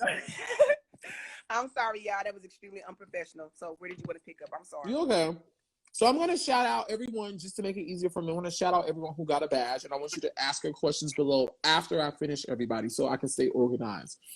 So Democ84, Hamadi underscore the underscore Hottie, Irvin Webster Jr., Volunteer Don't Care, Emmy Kins, I underscore am underscore Tim underscore Eason, Edward underscore Archibald underscore Spats underscore Brain, and Gorgeous underscore Adrian. Ask your questions right now. Oh, Adrian. And real quick, baby, you got to shout out Kevin, HMEECE. I don't want to butcher your name, sweetie. They said the girlfriend came through for all of us. Mm-hmm. Ain't good for shit else but her phone, y'all. No, I don't mean That's so funny. So I'm sorry. So Emmy gives us saying, how did the food situation work out for you? Guys, were you allowed to buy your own food and did they feed you enough? They paid us for being on the show. You use that and buy your own food. The per diem. Correct. How much was it? $800 a week. $800 a week? I think. I want to say $800 a week. Chris, you got $800 a week? $800 every Friday. Chris, that's the most we've heard girls say they've gotten. You got $800 a week? Oh, let me shut the hell up. No, Yeah. Tell us. No, I mean,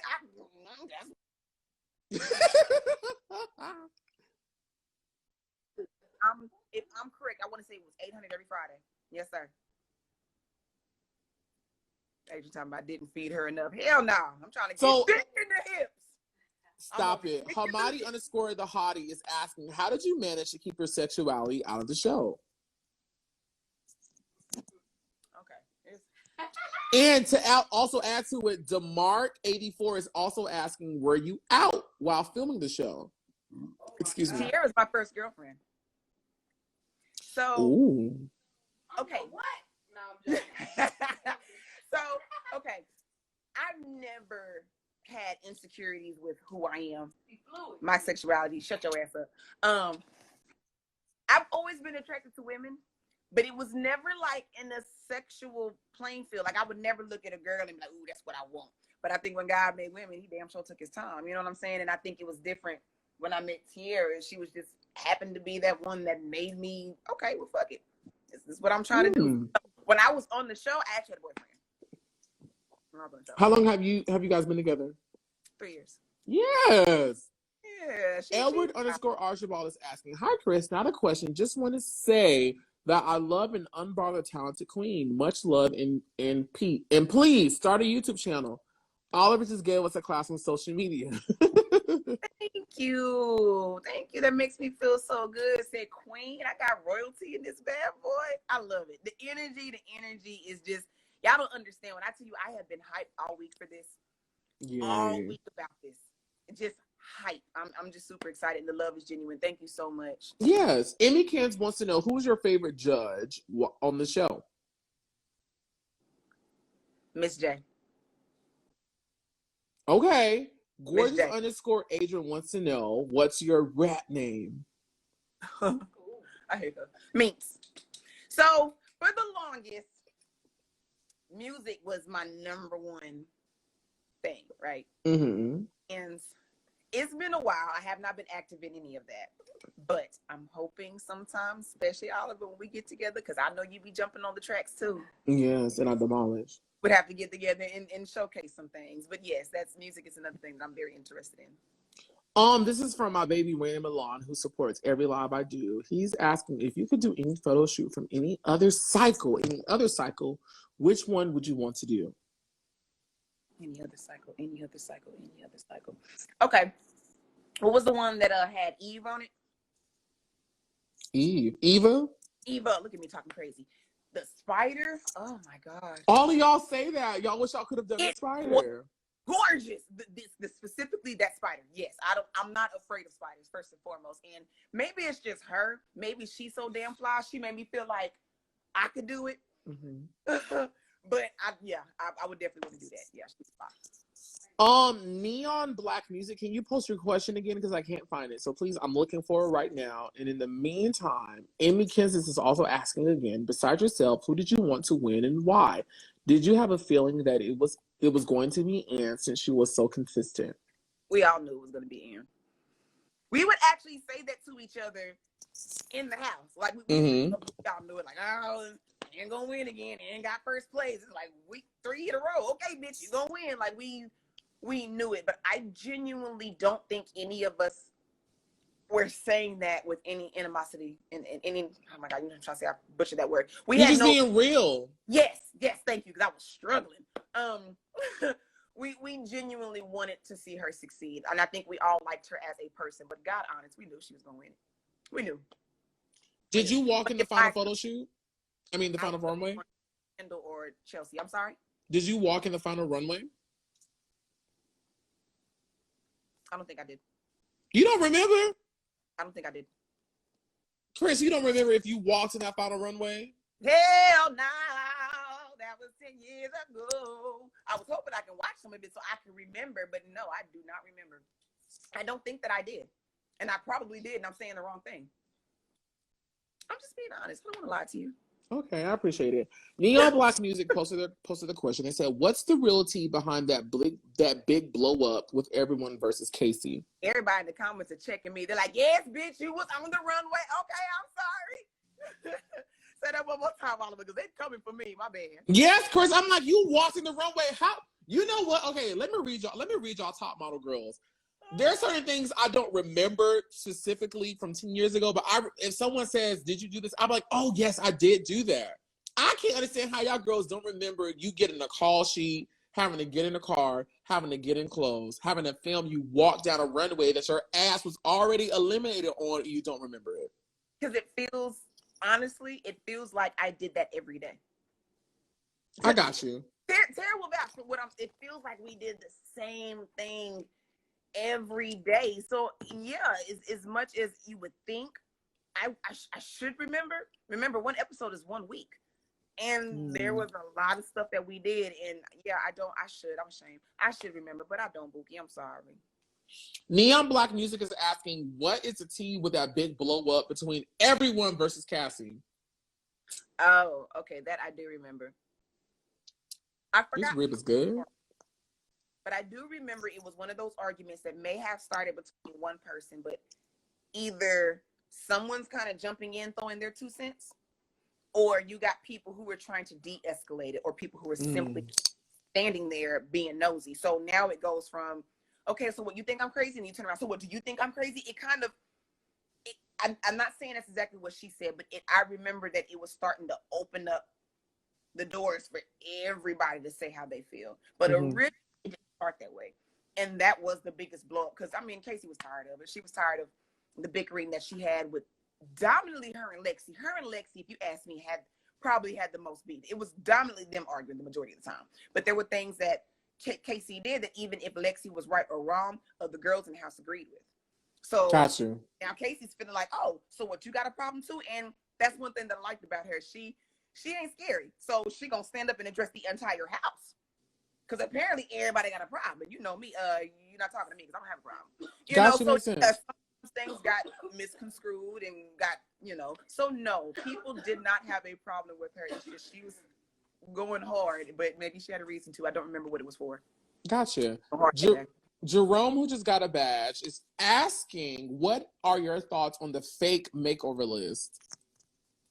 Say that one more time. Jerome, who just got a badge, she's asking, what are your thoughts or your reaction when the list of makeovers, the first one you girls got was fake, like it wasn't real? I'll read his question verbatim. I was upset because he's saying, what was your reaction to the fake makeover list? Yep, the fake makeover list. I was upset because it was nothing exciting. I'm like, ooh, they gonna cut me today. Okay. I was hoping, look, you're gonna have me tipping out my chair. I was hoping that I was gonna have like a shaved head or again, like, I don't know. I was excited to get something extravagant, and even in the real list and in the fake list, I didn't get nothing. So I wasn't concerned with everyone else, like how everybody else was. I was concerned with me, and all I'm getting is a sew-in. Yay, I can't get that back home. I wanted something huge. I was disappointed. So Miss Josephine didn't get a badge, but the question is juicy enough for me to ask. She said, did you know that Lexi tried to sue Tyra? No, I did not. Ooh. Oh, spill the tea. What happened? I did not know that. I don't know. I wasn't there. Did you? I didn't know that tea. I didn't know that either. I'm telling you, there was a lot of girls that, man, they did not like it. They did not like it. Don't get it twisted. No lie. I was ready to go home after a while. I really was, because it's stressful. It's tense. And I know that there's other things that may be simple, but when you are in this house confined for 2 months straight, you can't leave. It makes people a little wonky. So I don't know why she did that. I don't know if something happened after Top Model that we don't know about. I gotta get in Lexi's DMs now. So that means I need to go live with Lexi and ask her? Find out for y'all. I'm trying to get your sister on my Wasn't there another phone. model that got in trouble? We're gonna have to. Terra Lynn. Someone said Lexi was not good at all. Facepalm. You know what? I think because I'm trying to call her while I'm live and maybe doing something weird with Instagram. So I'm going to ask her to send me her number so I can FaceTime her. She has an iPhone, right?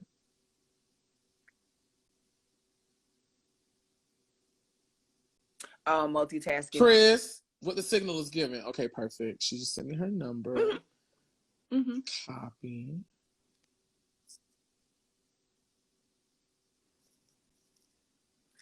Baby, who I am.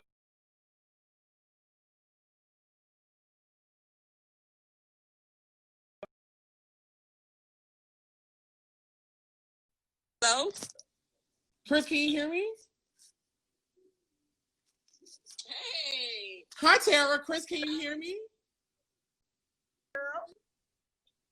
Chris, can you hear me? Uh-oh.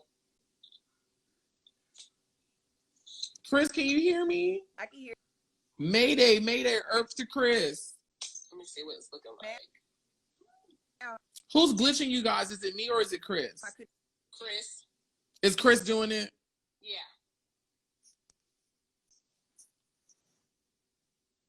Yeah, she's glitching. Okay, Chris, I'm gonna exit you out for now. Terra, do you want to join in on the live right fast? Hey, it's up to you. Okay, yeah, send a request. I'm gonna hang up with you. Send a request. All right. Okay. Bye.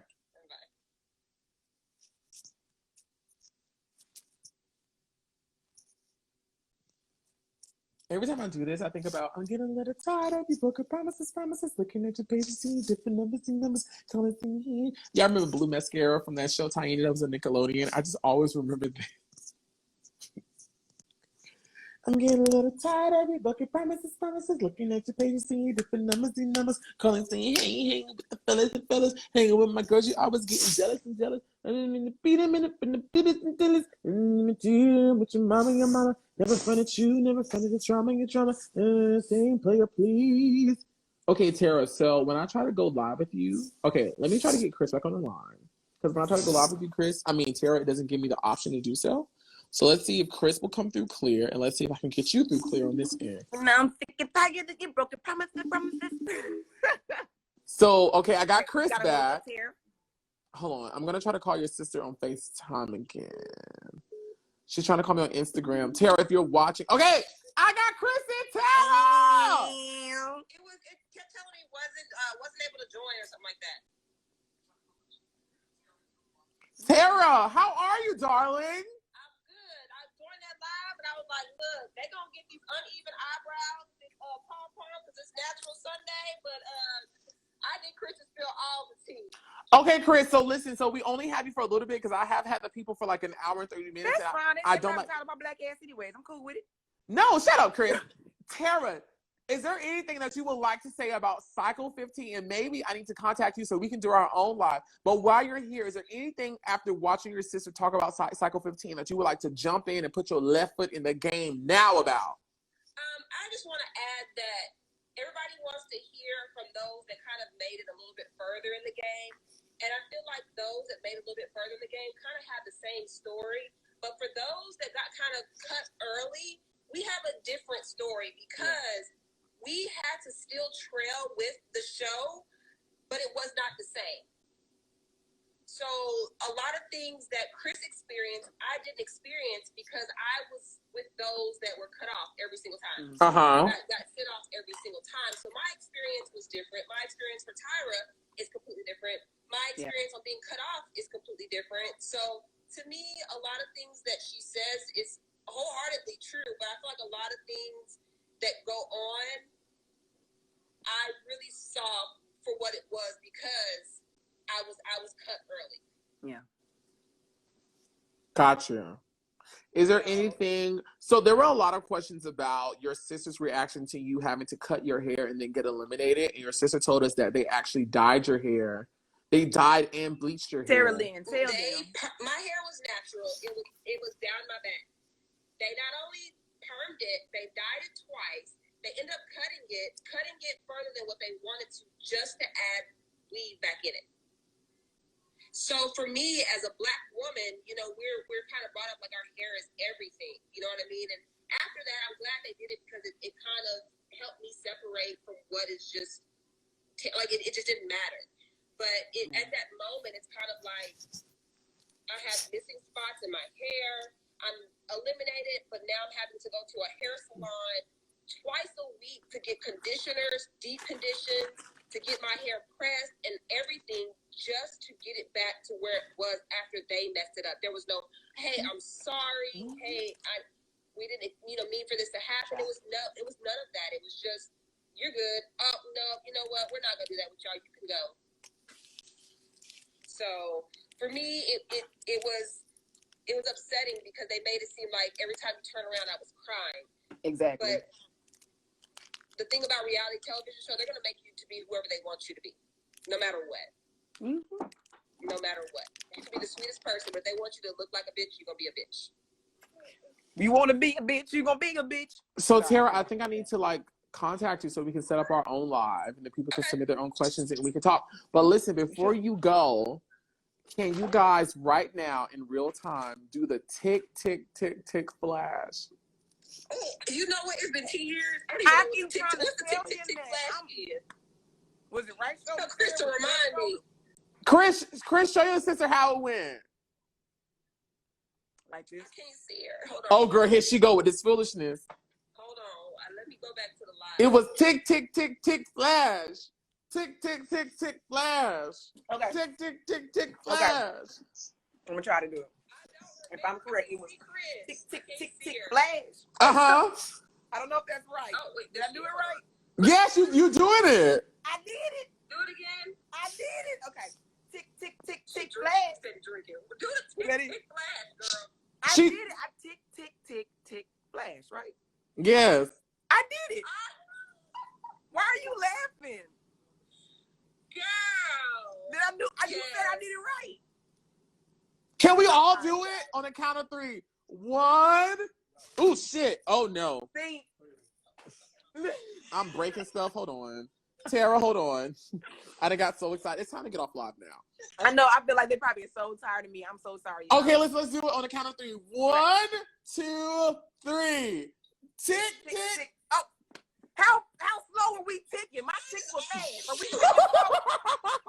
Are we ticking slow or are we ticking fast? Ticking, so I don't know what to do. Oh, great. Okay, Terra, you do it.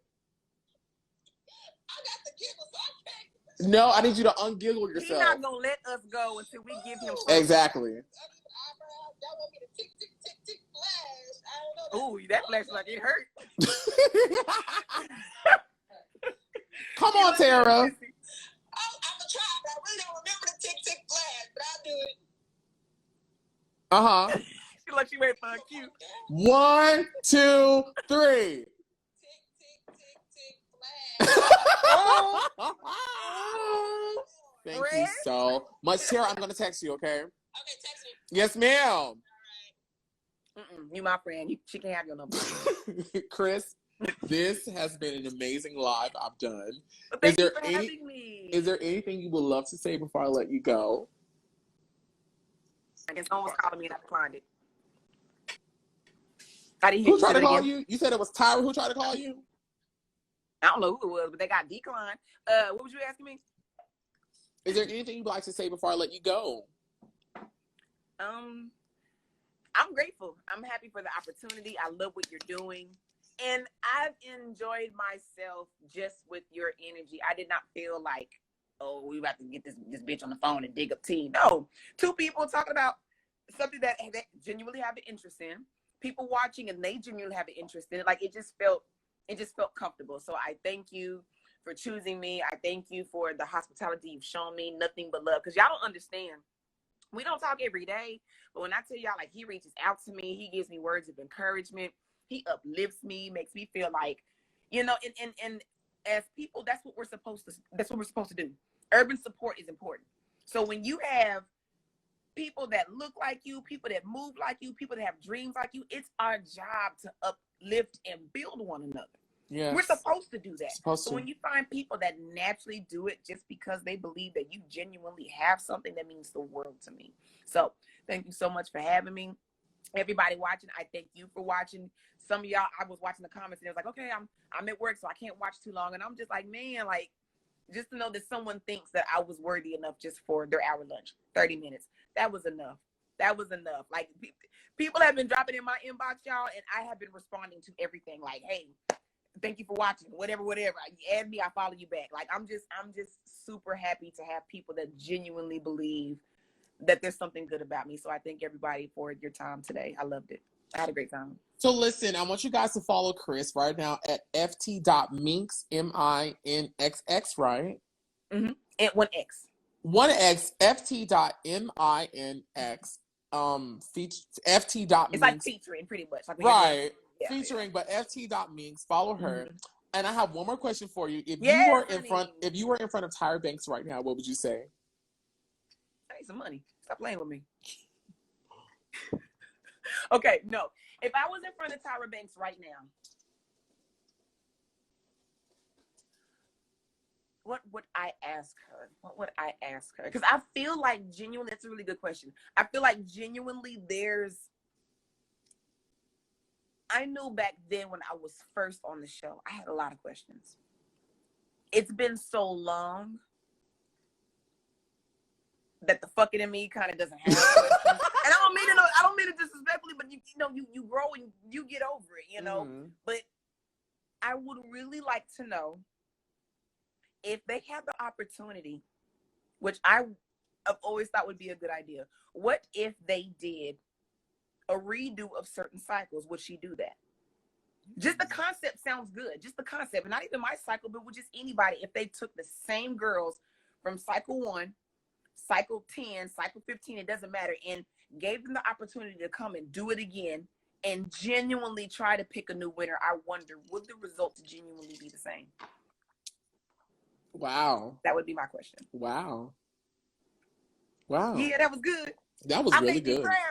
You like that? I did. Okay, that makes me feel good. I'm gonna sleep good tonight. Listen, Chris, I'm so happy that you've done this with me. I know this is definitely going to be in the Girls and Scrolls' top exclusive ANTM lives that I've done, because you were so candid, so honest, and so transparent with us, and you're still making us laugh in 2020. Listen, I'm very serious about you starting your own content, girl, because no, we're gonna talk. yes, call me. You have my number. Please call me, because I would love to participate in you getting you getting the things, Chris, because you are funny as shit. Business. I don't want to eat in front of my niggas. Let me eat alongside you. You feel what I'm saying? That's the whole point.